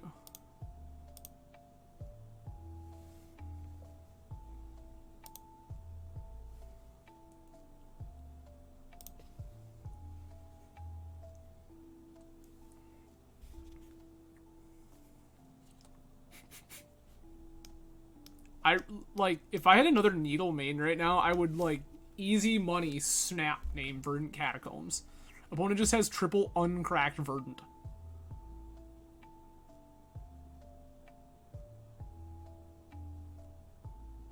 Trophy target Needle.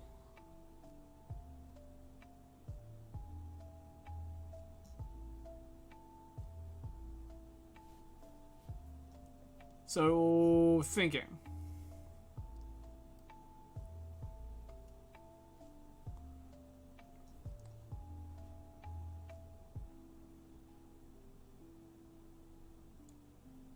I feel like I just want to let that happen. One has 3 cards in hand. I'm gonna Bauble you now. Yeah, there we go. Opponent has Force of Will. Okay.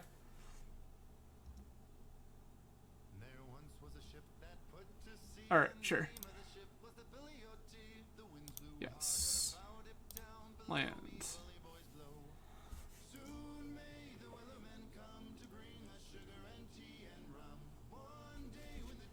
So, we hedged our bets there. I had to say, okay, opponent can't have... I figure opponent has to have the blue card, right?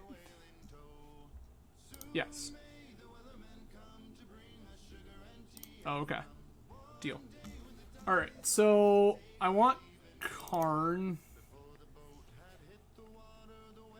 What else do I not want? Dispute. Dismembers?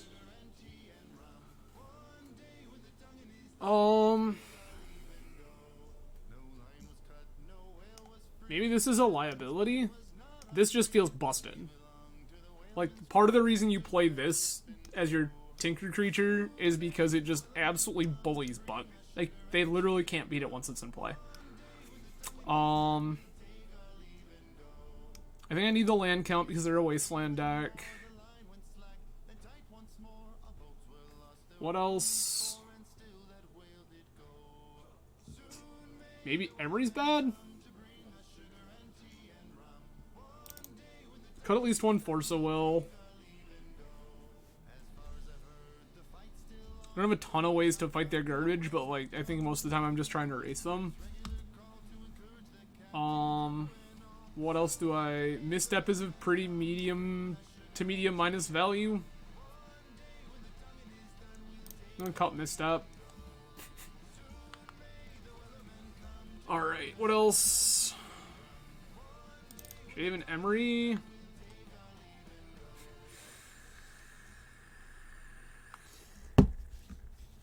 And a bauble, I guess?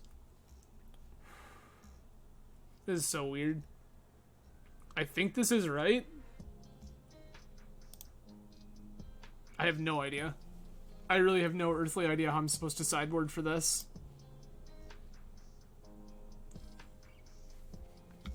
Yeah, I just can't for the life of me figure out.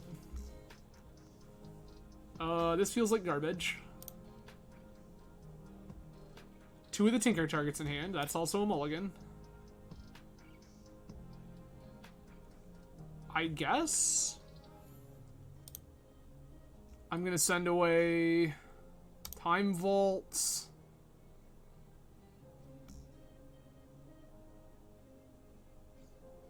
Ship the Mox.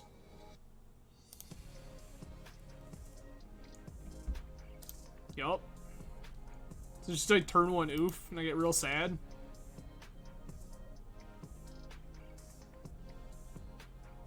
Well, if this is turn 1 oof, we're in such bad shape.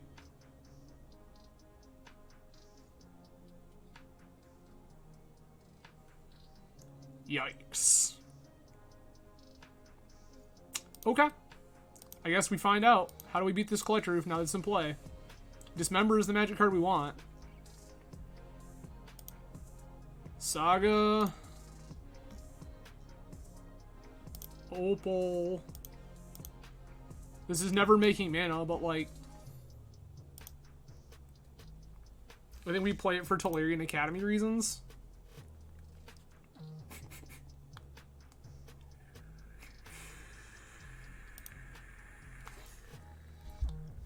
Yep.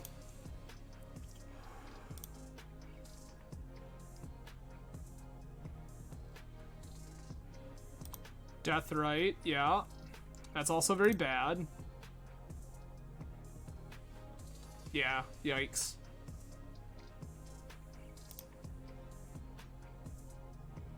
Yep.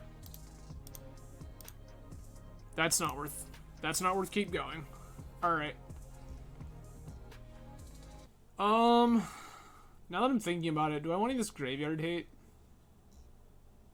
Probably not, right? I think I'm just trying to go for a quick Tinker. I think the line is just Tinker quickly.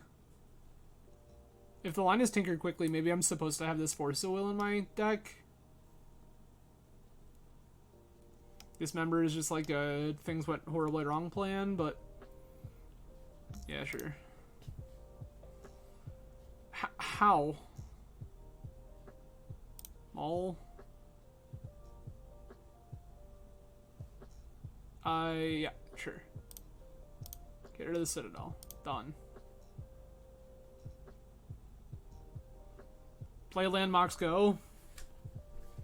Have Force of Will, dispute for blue cards that may or may not matter, like their Force of Will. This feels like it, like, this is the kind of card you want, is Urza. So maybe I'm supposed to pitch the Thought Monitor if I have to force. It just feels so bad. Yup.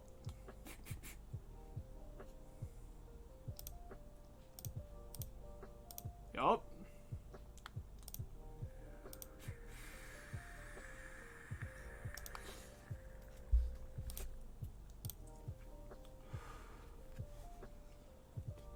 So yeah, opponent just kept turn 1 oof.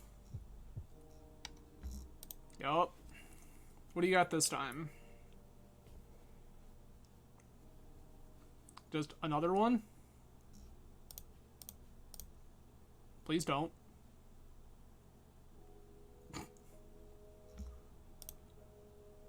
Land. Mana source.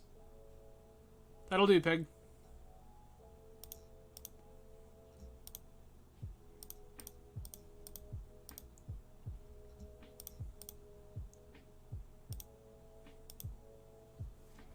That'll do. I accept these terms.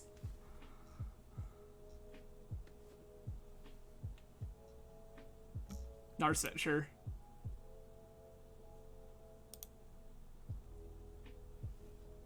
Like, pretty easy money to kill this Narset. Praying opponent doesn't just have Force of Vigor randomly. Or Narset into Force of Vigor. All of these things would be bad. Like, this is our clock right now.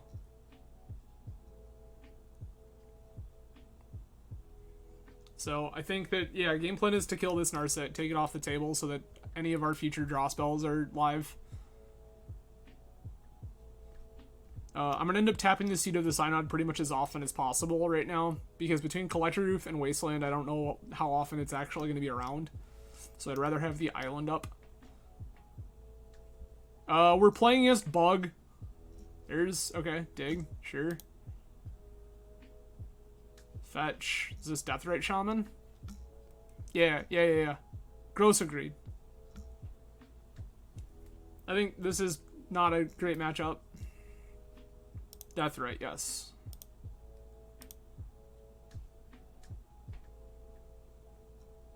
Mana Crypt. Cast. Combat. Narset, please?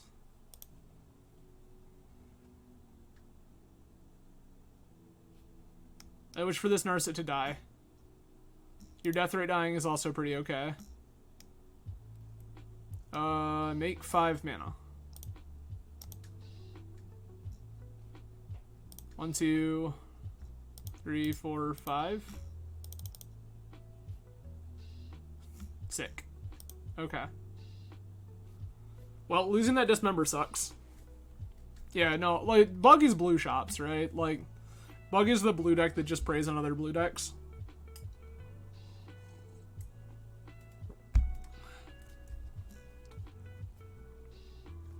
Yeah. Unfortunate that our Dismember is gone now.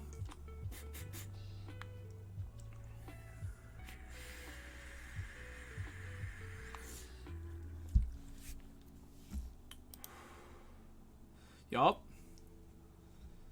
I mean, I know you have Dig. And, like, you have castable Dig. I'm aware of this. So that's a good one. Not gonna lie, that's a good one. 1, 2, 3, 4, 5. Okay, so you can't dig also. Trophy? Sure. Grab another basic.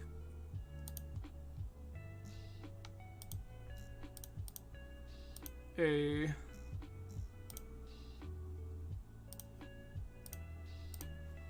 Take this Narset off the table now.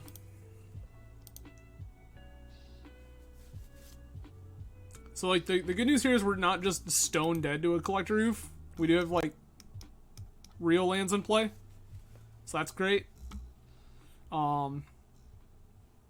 We just need to find something to do. That's step one. Which is a big reason I took the Narset out of play that turn, is because what we're really looking for is a card that tells us to draw cards. Whether that be Ancestral Recall, Thoughtcast, Thought Monitor, whatever. We're looking for something that lets us draw cards. Like, I think Thought Monitor is, like, the best of these. Flux. Gross. Sure.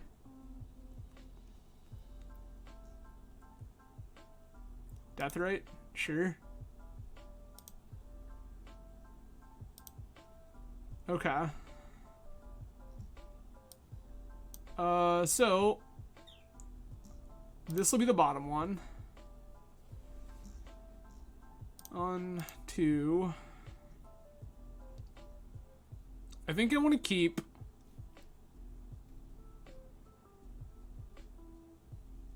what am I keeping here?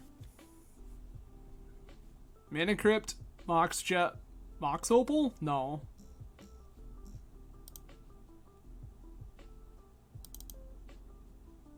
Blue.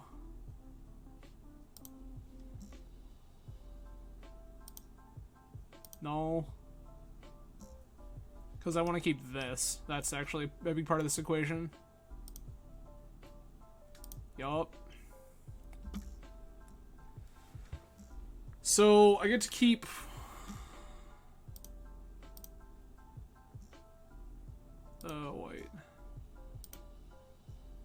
wait. I have to keep one more of these artifacts. I think I want it to be a non-land artifact.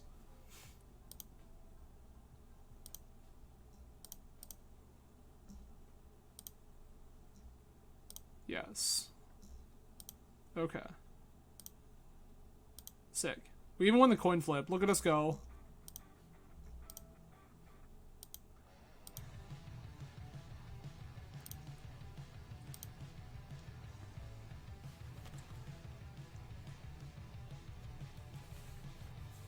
Yeah, okay. Float your blue, sack your Mox.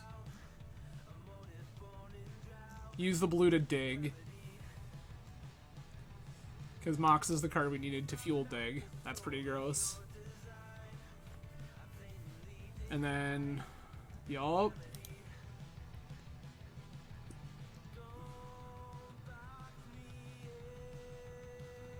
So we can pay for this, pay for this.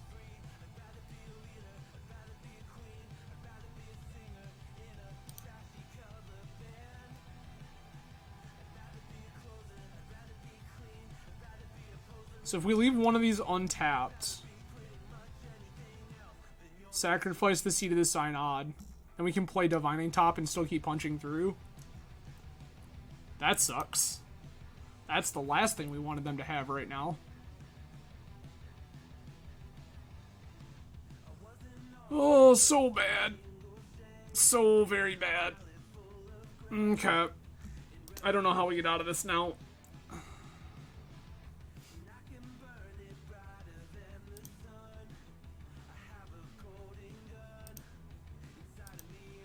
Yikes.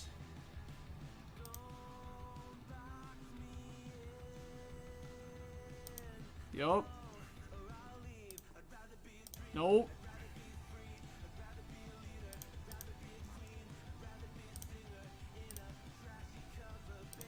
Nope. That's fine. Saga. Top.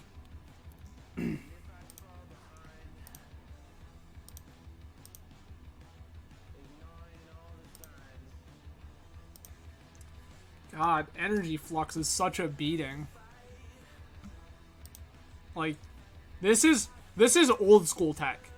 Like, this is, like, we used to play this against shops, and then shops would basically just fold to it, because, like, they would, you know, Workshop doesn't pay for this. Yikes. Ah, good, good. Yup. Can't draw cards. That's spectacular. Couldn't think of a better thing for... I guess. Island?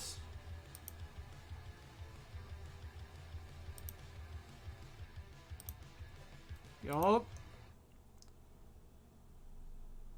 Like, I'm just looking for Tinker. Nope.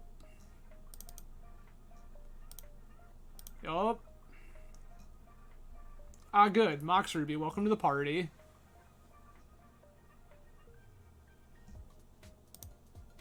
We're gonna throw you away to the void, because then, like, they can't attack with their collector roof.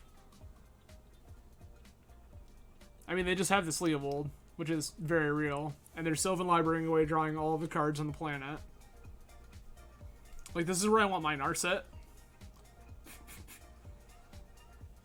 Because I just need my Narset to find me... Yeah, like, shut off their library for a turn, find me Tinker.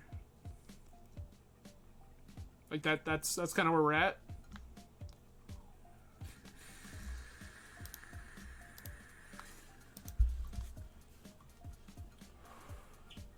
I also just don't think, like, we have great answers to this. Like, we're just not supposed to let any of this stuff resolve, ever. Like, am I crazy? Like, I don't think we have repeals or anything like that. No, we're just supposed to erase them. Yeah. We're just supposed to not let it resolve or erase them. And, like, yikes. Because, like, opponent has found 2 Collector Roofs, 2 Assassin's Trophies, 2 Leovolds. Like, all of this is so bad.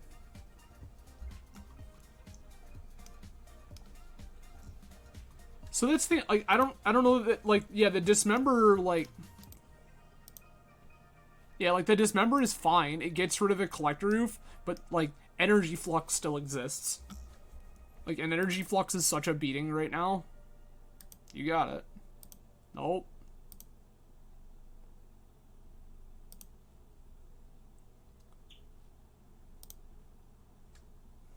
Nope.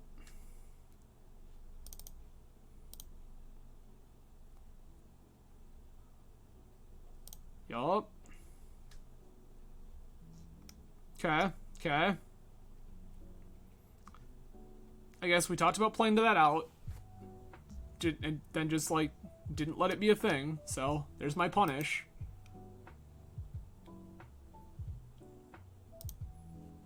Alright.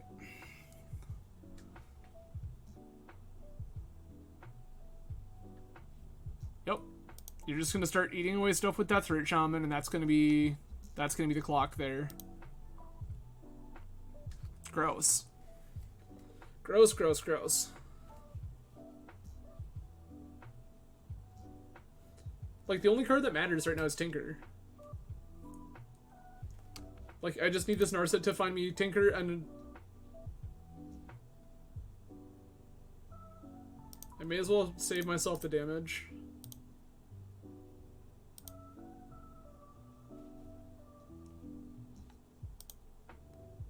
Okay.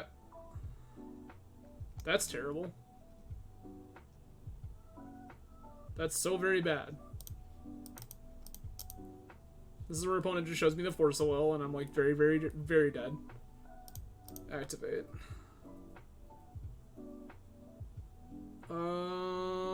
Gross. None of these are any good.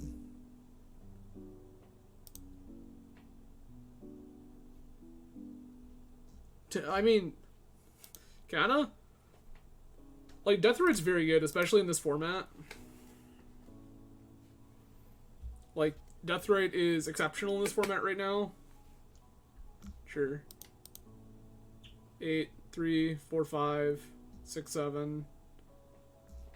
Sure.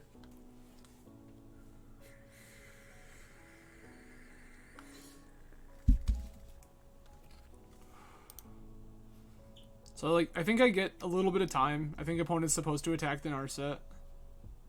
They're just ignoring it. Okay.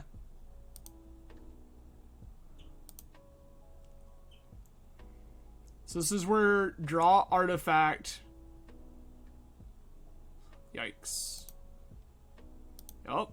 Guess we do the thing.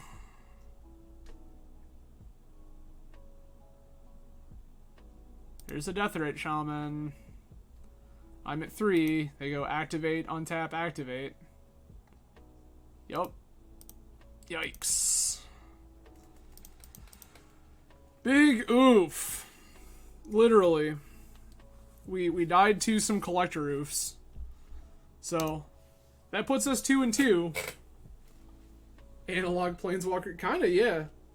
The Planeswalker they designed for old school players. It's just a creature with a dozen activated abilities that all do random things. Yeah, I don't know, man. Like, so, Travis, you talked about, like, one step above shops. Like, that's kind of the beauty of Bug, actually. And, like, if I were bigger brain than I currently am, like, I would consider playing Bug Free Weekend.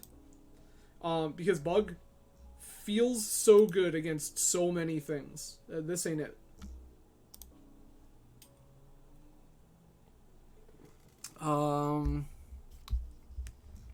Yep.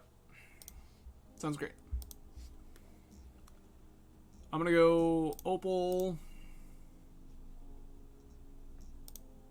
Emerald, Bauble,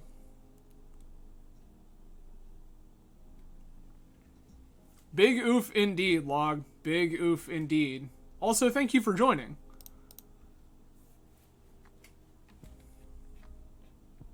One, two, three. This costs 2? I get to do this, right? I guess there's no reason to do that right now. We can Ancestral on their turn and then untap and do the thing. Oh, Bug is very good, Travis. Like, Bug is very, very, very good. Ah, good. Another Bazaar deck. That's what we wanted.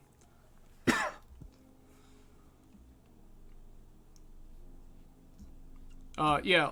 So, Log, so far, we beat PO, and we lost to Bug, and we lost to Dredge, like, actual factual.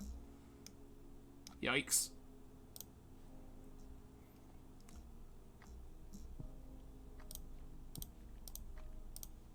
Gonna Ancestral here. Deal. Okay. Draw a card.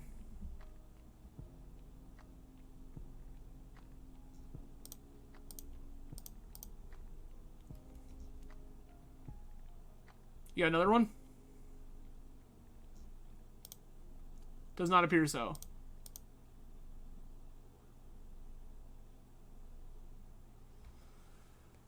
Alright. So they didn't put a Dredger in.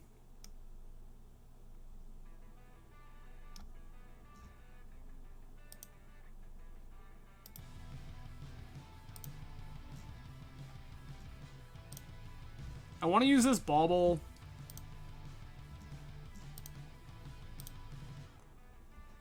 What is the top card of your library? Oh, okay.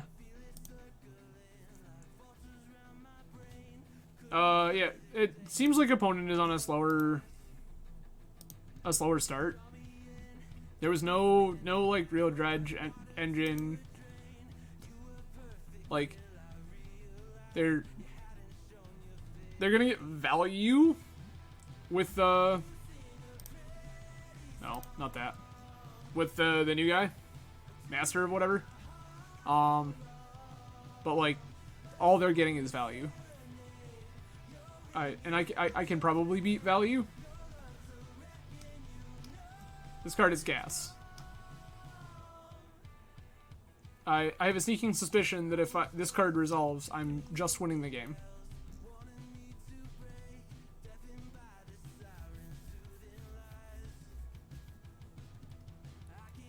Like, Cradle?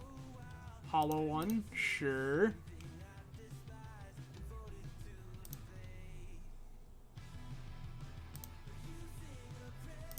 Draw a card. Okay. Jesus. 1, 2, 3, 4. Makes this cost 3. We still can't cast it. Gross. Cast this. Start trying to get something going with that.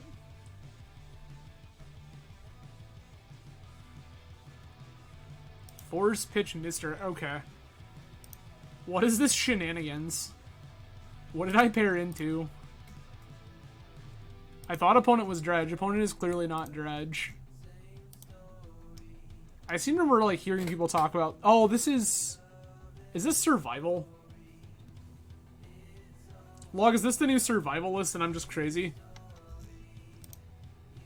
You're more into this than I am. Like, Cradle sent up red flags. Root Walla, root. Okay. Okay. Sure. This feels like it's probably some sort of survival garbage. And then this thing is just the new Squee that also happens to pitch to Force of Will.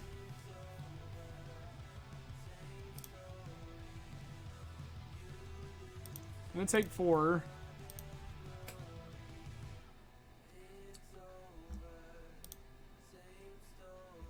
So, like, again, Gaia's Cradle, Root Wallas. This feels like a survival deck.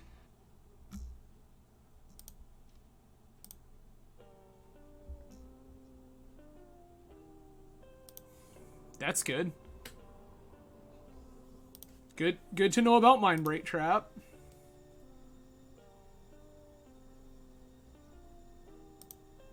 Okay. 1, 2, 3, 4. So this costs 3.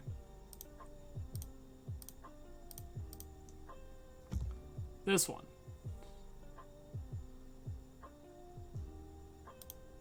Alright, sure.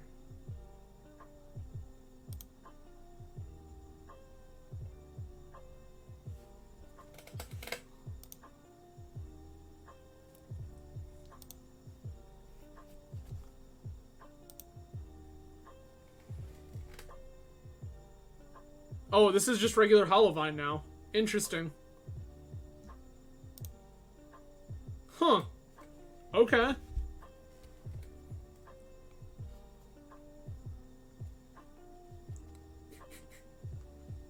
There's a Basking Root Walla.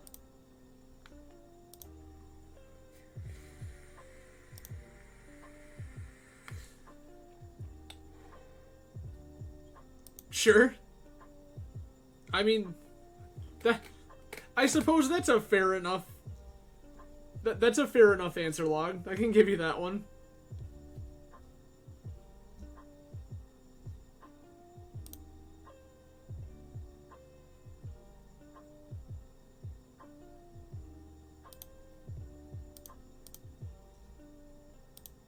Do you have Spirit Guide?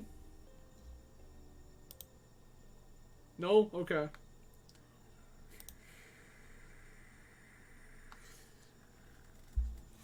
Well, that's a land.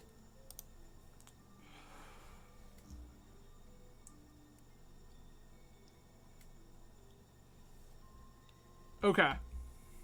The way the game was meant to be played, sure.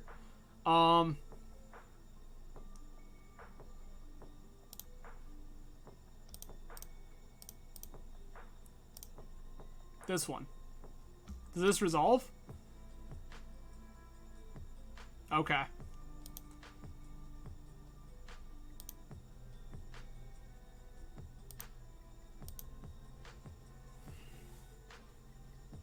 I mean, yes, I admit that that was slightly bold.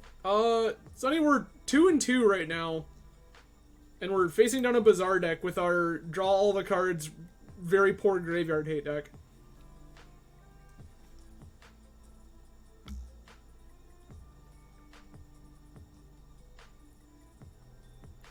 Sure. I mean, I suppose one could list a number of reasons that it could be considered bizarre, Sonny. Kill this. 6.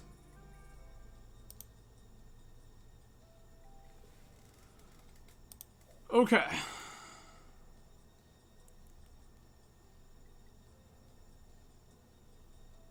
So I can.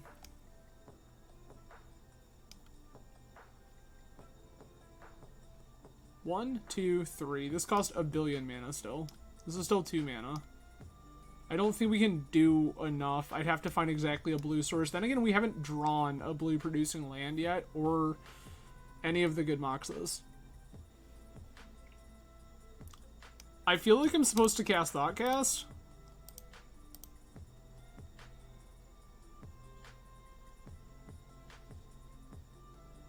I wish for to draw cards. We came here to draw cards. Okay, well, that's not what we were hoping for, but I suppose we get to shut the thing off at least. Yup. Bin all your cards, I accept.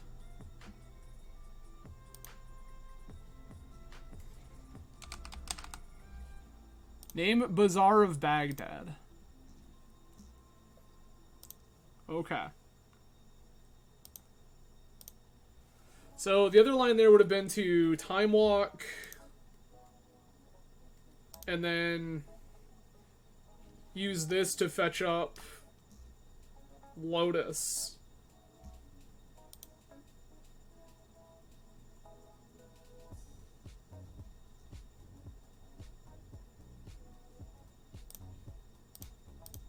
I mean, I'm priced into blocking that one.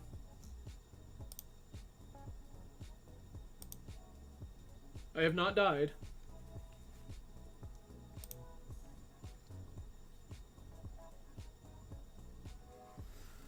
Alright. If I make the thing, we can't cast Urza. I'm supposed to just float mana. Okay. Find Lotus. Crack for blue, blue, blue.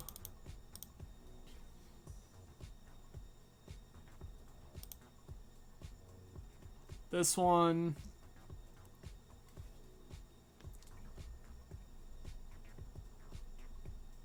Then we Time Walk.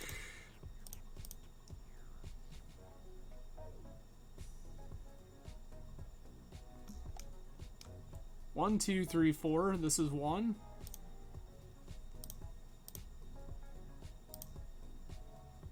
Thoughtcast.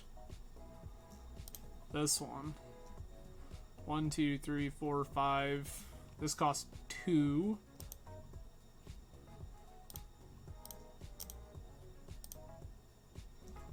This one.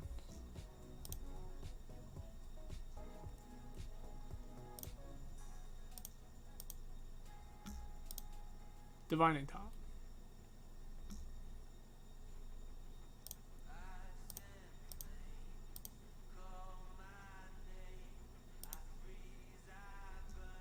Well, that feels powerful.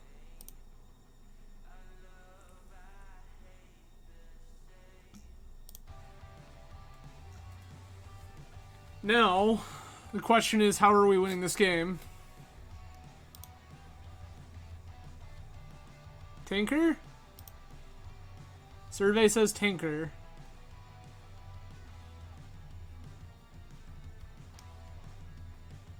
Okay.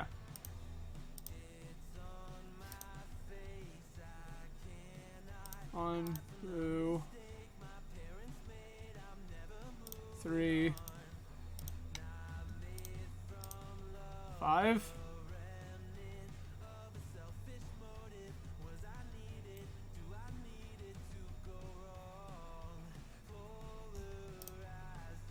Cast this one.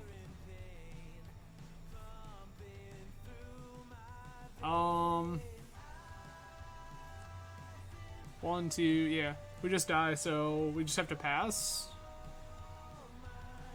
We just have to pass.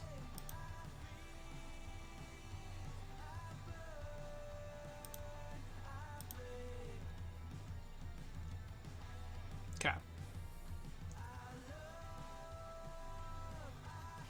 Yeah, as a surprise to literally nobody, the card we're looking for is Tinker.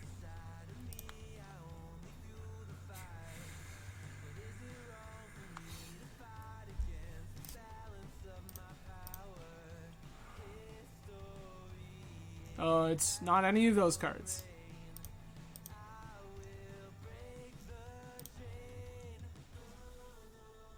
Cool. This one. This one.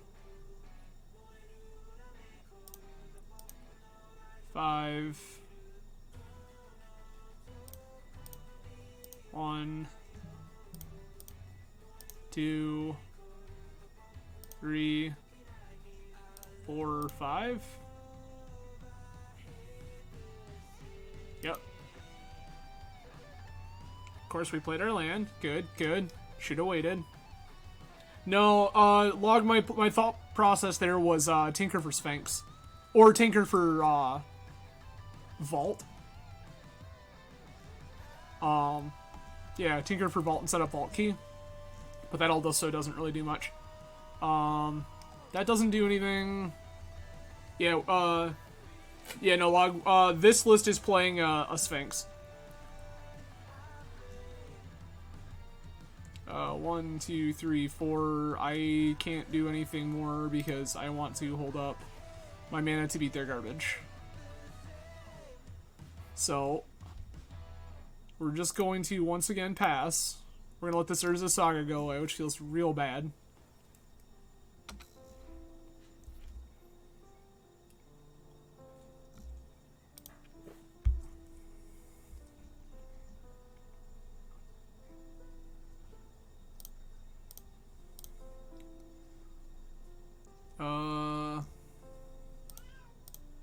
I guess we just draw this Pearl because it makes the construct bigger, question mark?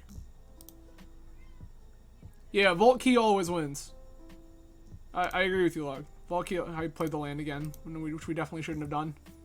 Should have learned our lesson last time, totally didn't. Good news. Good news, everyone. I know the top 2 cards in my library are bad. Let's shuffle.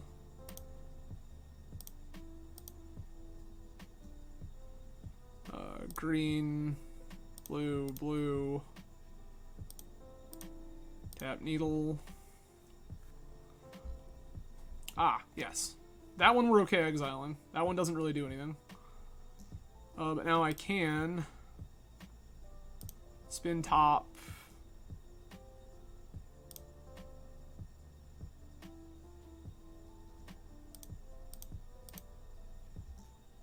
Okay. We'll just draw Saga next turn.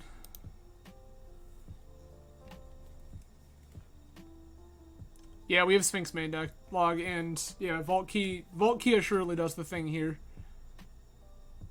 Because Vault Key says that we just get to attack with our 11/11 forever.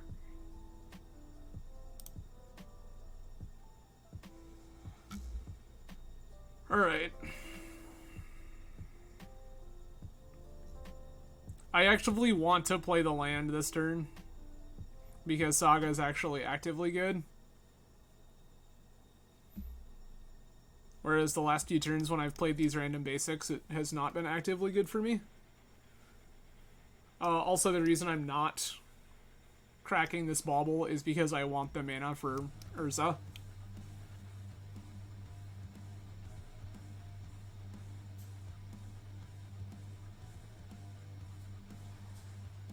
Also, I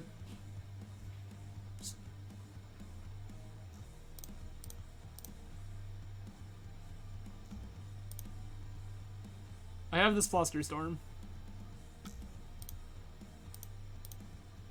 You still haven't played a mana-producing land, friend.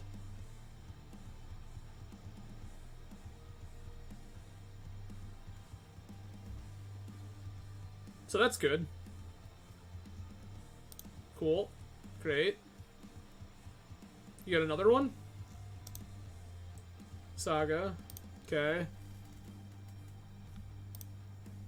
Spin. Tap this one. Tap this one. Green. 1. This one.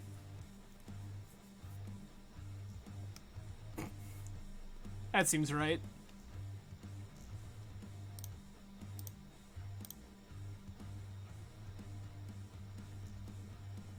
Yikes. Yeah, this is the, like, supremely worst series of things that I've ever seen.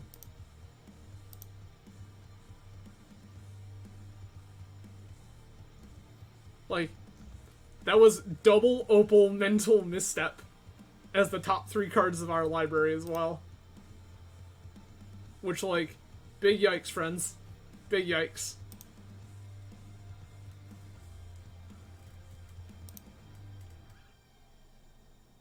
Cool, so... I actually get to attack this turn because I can just make with Saga. I can just start putting them into the Abyss. They're priced into blocking, which is great.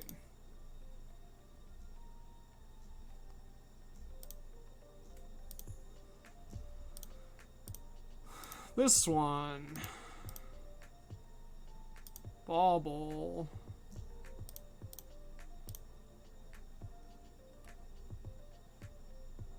Well, step 1. Step 1. Yes, you are, so you're right. Log the...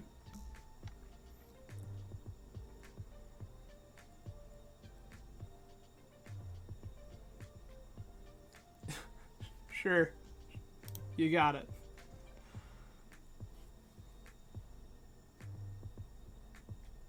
Yes, correct. It does make a construct unblockable. It would definitely speed up our clock. I don't want to fight over it because I would much rather have this in the event of Force of Vigor. Deal. Yeah, aka step 0. Yes, I understand. Alright, so, Gauge, Needle, Lantern, not Karn. Karn, get out of here. Cage, Needle, Lantern. Misstep feels bad. So, now, here's the $1 million one log. So earlier, Jeremy was in here, and Jeremy said that in these kind of matchups, you cut Force of Will. And I thought that seemed a little crazy. Because, like, in my thought process, I want these Force of Wills to fight over more stuff. But Jeremy's argument was you want all the flusters for that. Which I guess I get. This just seems like the biggest, dumbest thing I can possibly be doing. So that stays in. What else do I not want? Like, I feel like Emery's bad. Oh, correct. Breacher should be in here. Yep.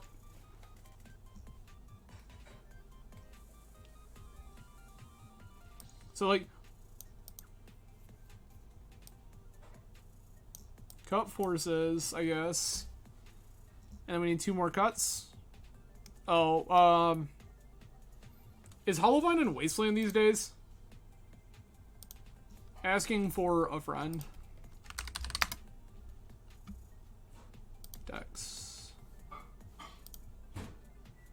I do not recall if Hollowvine plays Wasteland in this day and age or not. I could see that. Cup Citadel. Definitely does? Okay. So if they play Wasteland, I want to keep the Seagate Restoration as a bonus land. Yeah. I understood you, Log. Thank you for clarification, though. What's our last cut? Cut an Emery? Emery doesn't seem terrible. Like, I think I just want to quick tinker into Sphinx. Like, that feels like what I want to be doing. But I also think I need a backup plan. I'm going to cut an Emery and be wrong about it later.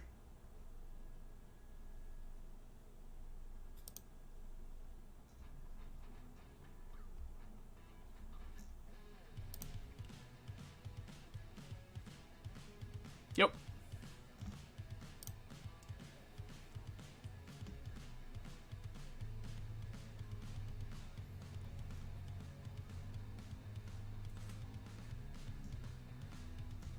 Yes.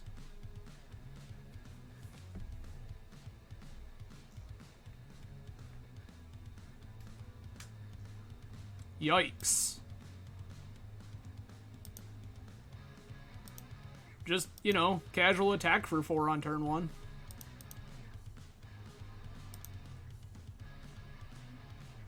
You got me. I understand.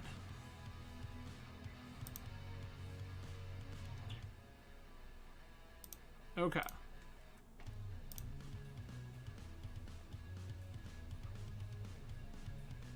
One, two, three, four.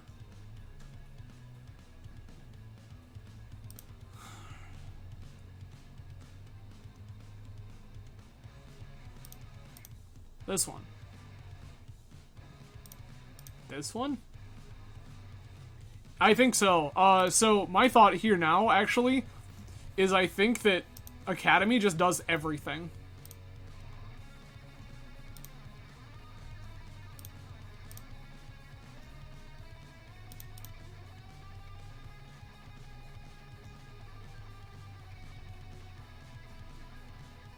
Yes.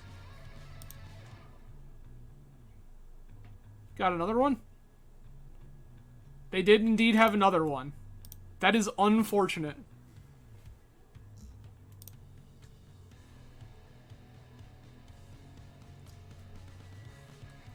Well.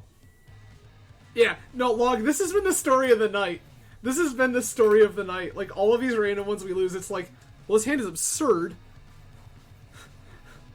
This hand just does the most busted nonsense shenanigans, and then opponents will like, yeah, I kept 7 head double mind break trap. What do you want from me? Sick. Cool. Good. Great. Ah, yeah, strip mine. Come on, get in there. You got it, friend.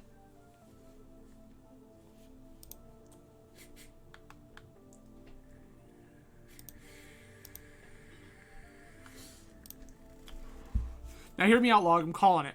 The last 2 cards in their hand, Force of Vigor, green card.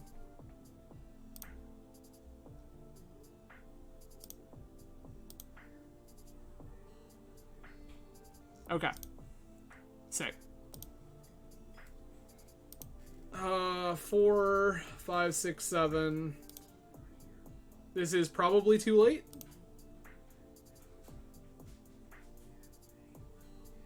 We need to win every Mana Crypt flip and draw good Magic cards. Yep.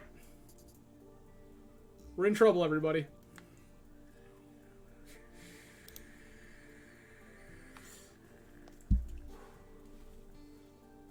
Yeah. So Log, I don't know if you saw it in the Vintage Discord earlier, but, a certain somebody was discussing the notion of, always being unlucky. That all of the bad things that happen to them are unlucky. I'm stealing that. Claim that for myself now. This is nonsense.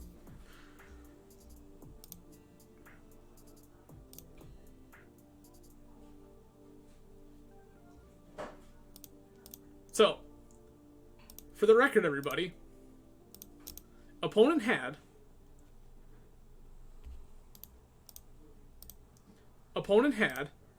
turn 1, Bazaar, make a Vengevine, double Mind Break Trap, found Strip and Wasteland in the first 3 turns of the game.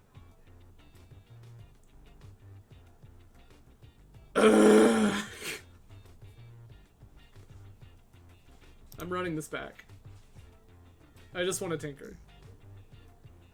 I just want to tinker into this big dumb Sphinx and make my opponent sad.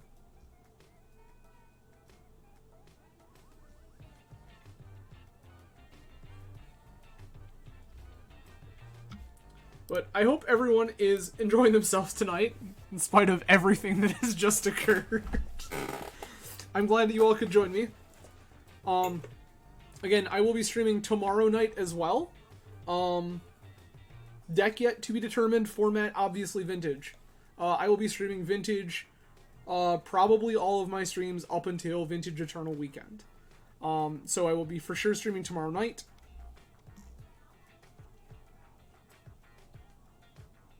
Oh, the MBT was great, Travis. And then having a second one was, like, absurd. And then Strip, Wasteland, like, we were just never supposed to play that game. But, so, streaming tomorrow night for sure, 6:30 p.m. Eastern Standard. Will be more Vintage, might be more of this deck, might be some PO, might be Blue Tinker, to be determined. We'll kind of figure it out as the day goes on. Then looking at potentially another stream either Saturday morning, but more likely Sunday afternoon. So I'll be streaming some more Vintage then, and we'll kind of go from there. For anyone who's been following the channel and is just joining us, the channel points rewards are live. There's some fun ones. There's some pretty like nonsense, like simple ones. It's all there in good fun. They might change. There might be more. I might take a couple off. We'll see how it goes. This just seemed like a good start. And then I'm supposed to meet at some point in the next couple of weeks with a local artist to get some channel emotes together. Almost 100% to be a Swords to Plowshares emote. Almost 100% to be a Stoneforge Mystic emote. And then, who knows? I would love to go first. Okay. Why?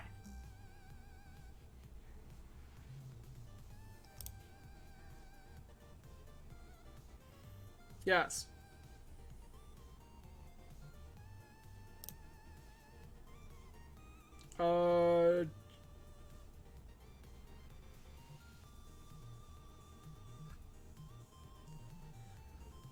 Ship the Saga.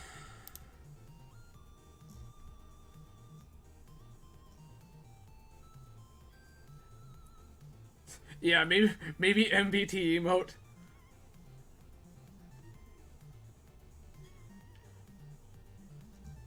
Just like mind blown by Mind Break Trap. So this is easy. This is turn 1 basic island Graph Digger's Cage. Actually, this is probably turn 1 basic island Pithing Needle go. And then untap Cage, Opal. See where we get with this Thoughtcast.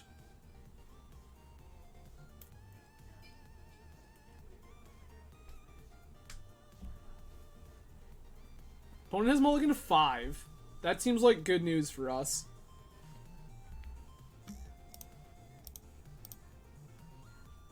How's this one?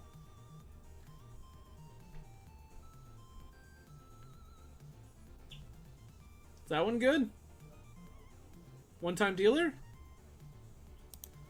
Of course you mull the 5 and have the 1 of Mental Misstep, you monster.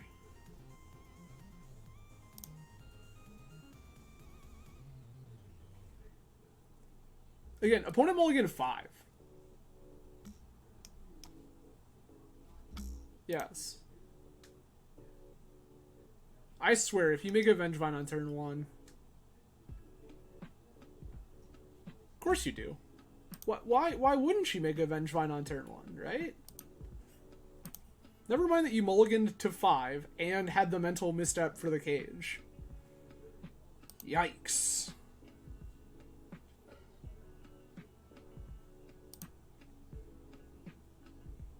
Right, that's fair.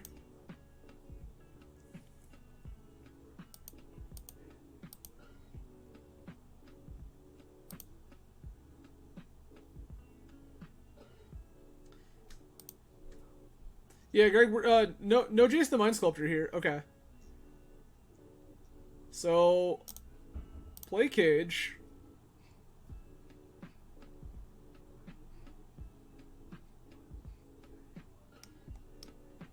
Please. Opponent, please. I have a family. Seat. Ruby. Opal.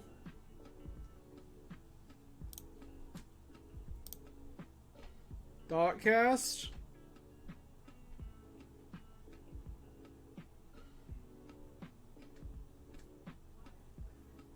I swear to... Oh, okay.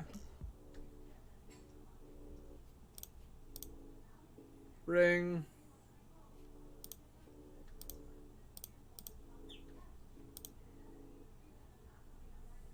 Time walk? That one's still good? One's just letting us do all of our stuff, so that seems kind of great for me. How do we do... We need to draw cards. That's what we need to do. Reasonable.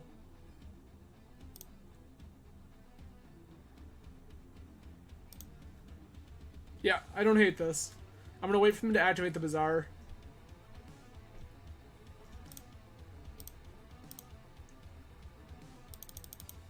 I wish for to breach your hull.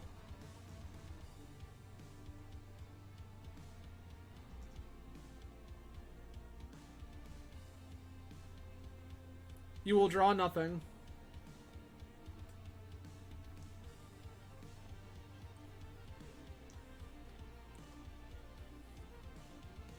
So I think the plan here is block Root Walla this turn, block Root Walla next turn, take 2 hits from Vengevine, and then trade this Hull Breacher off with Vengevine later.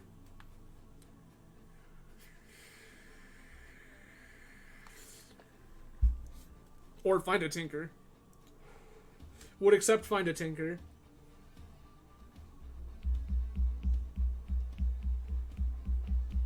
My game plan is the more of this nonsense I can take off the table, the better I think it is for me.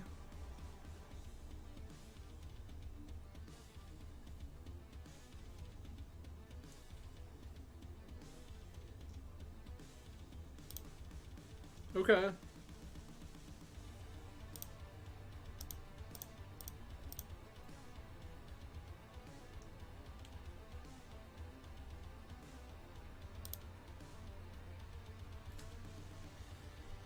I don't understand what your plan was there, opponent.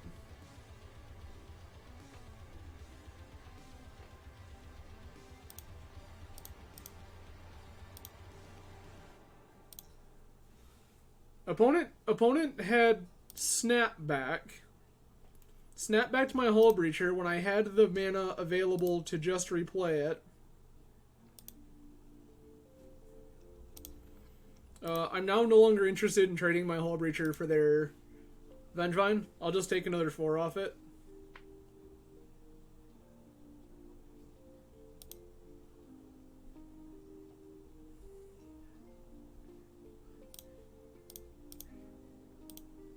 Okay.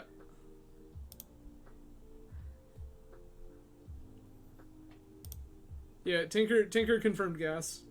Speaking of Tinker being gas.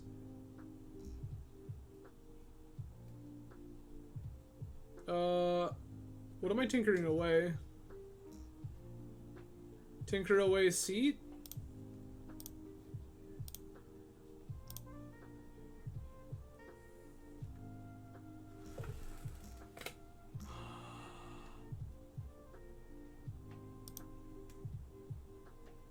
Oh, right. Yikes. Well, I'm bad at this game. Well done. Well done. I, definitely just...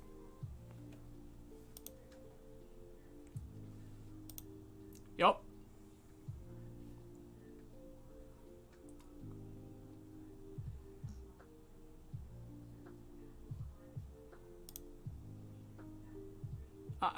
Sure?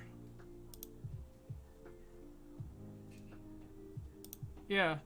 You got a Root Walla.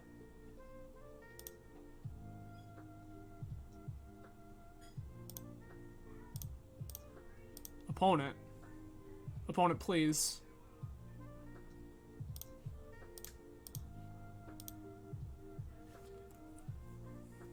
Hey! Okay.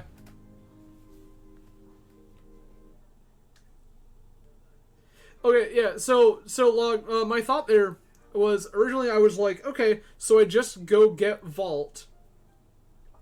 Yeah. Yeah, so my plan there was just go get Vault, and then just totally laser focused in on Sphinx. Not even thinking about my own Grafdigger's Cage.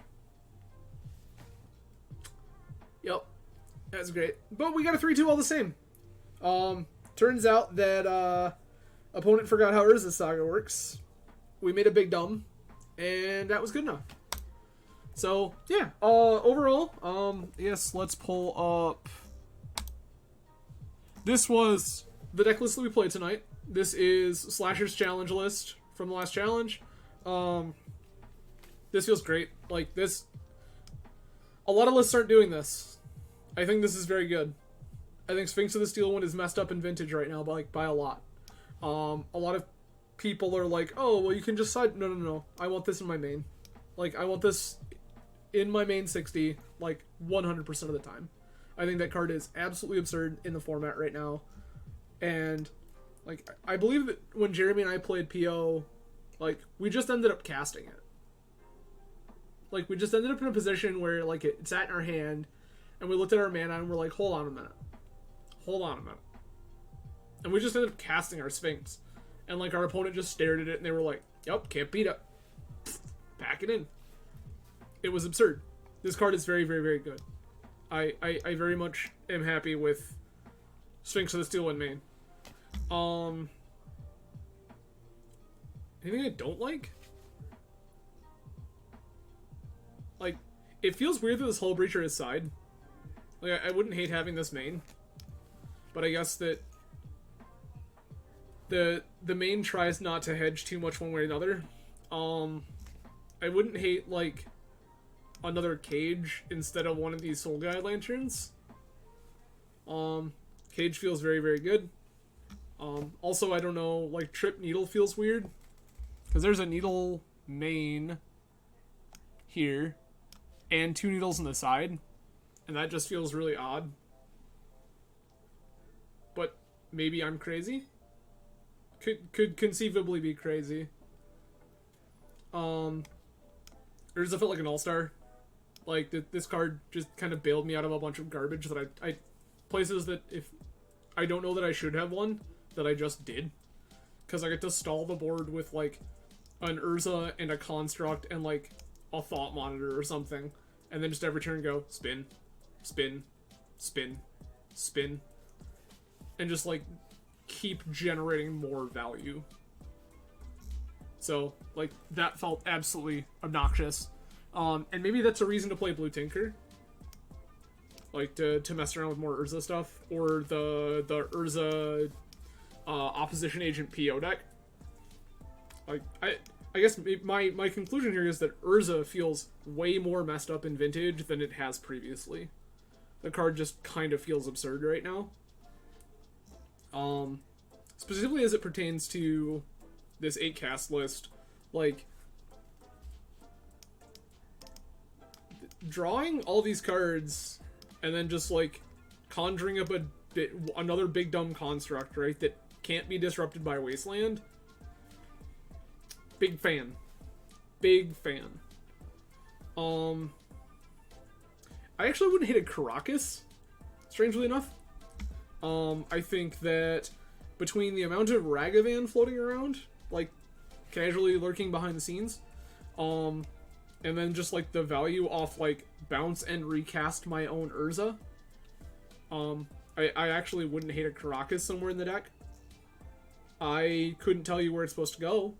Like, maybe I'd cut one of the Mox Opals for it. But that also kind of feels like blasphemy.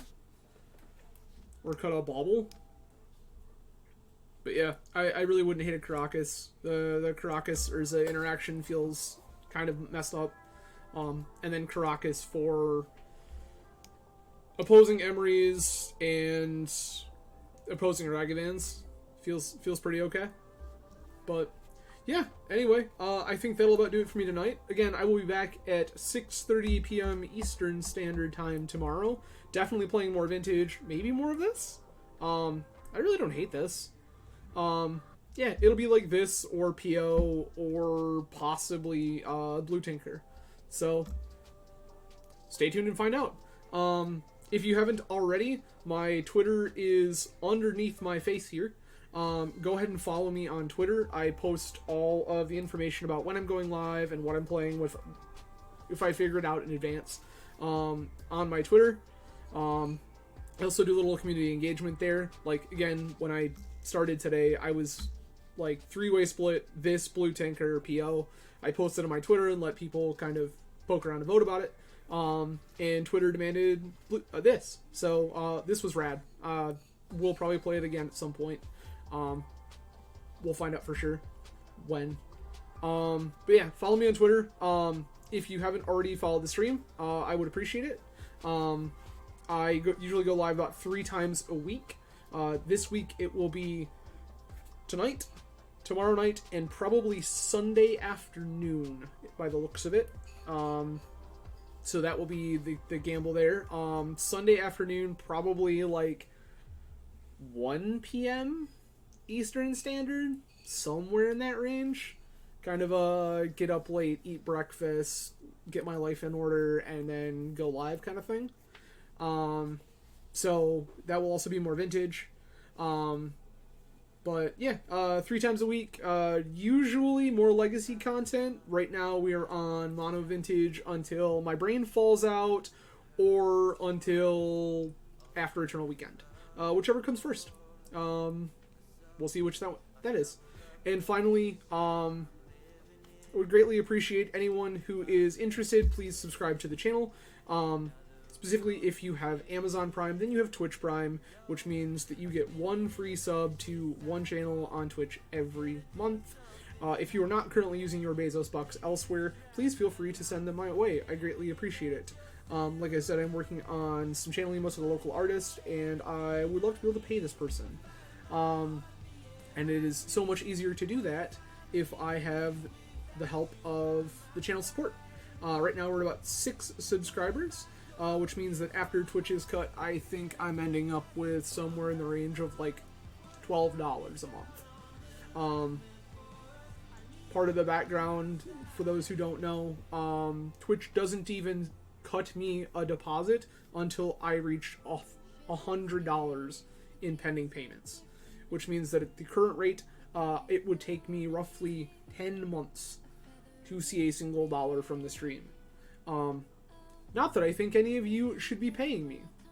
What I think is that we can pay this artist who's going to build cool channel emotes and help me work on quality of life visual upgrades, because I don't plan on taking a single dime from the channel for the foreseeable future. So anything above and beyond I make that goes into individual projects will be for giveaways or upgrades for various things. I need a better lighting situation. I'm aware that it's kind of a hot mess.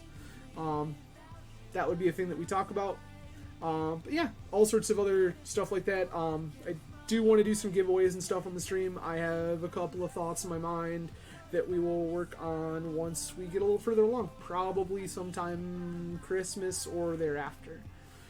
But alright, everybody. Again, thank you so much for watching tonight. Hope to see some more of you tomorrow. Have a good night, everybody. See ya.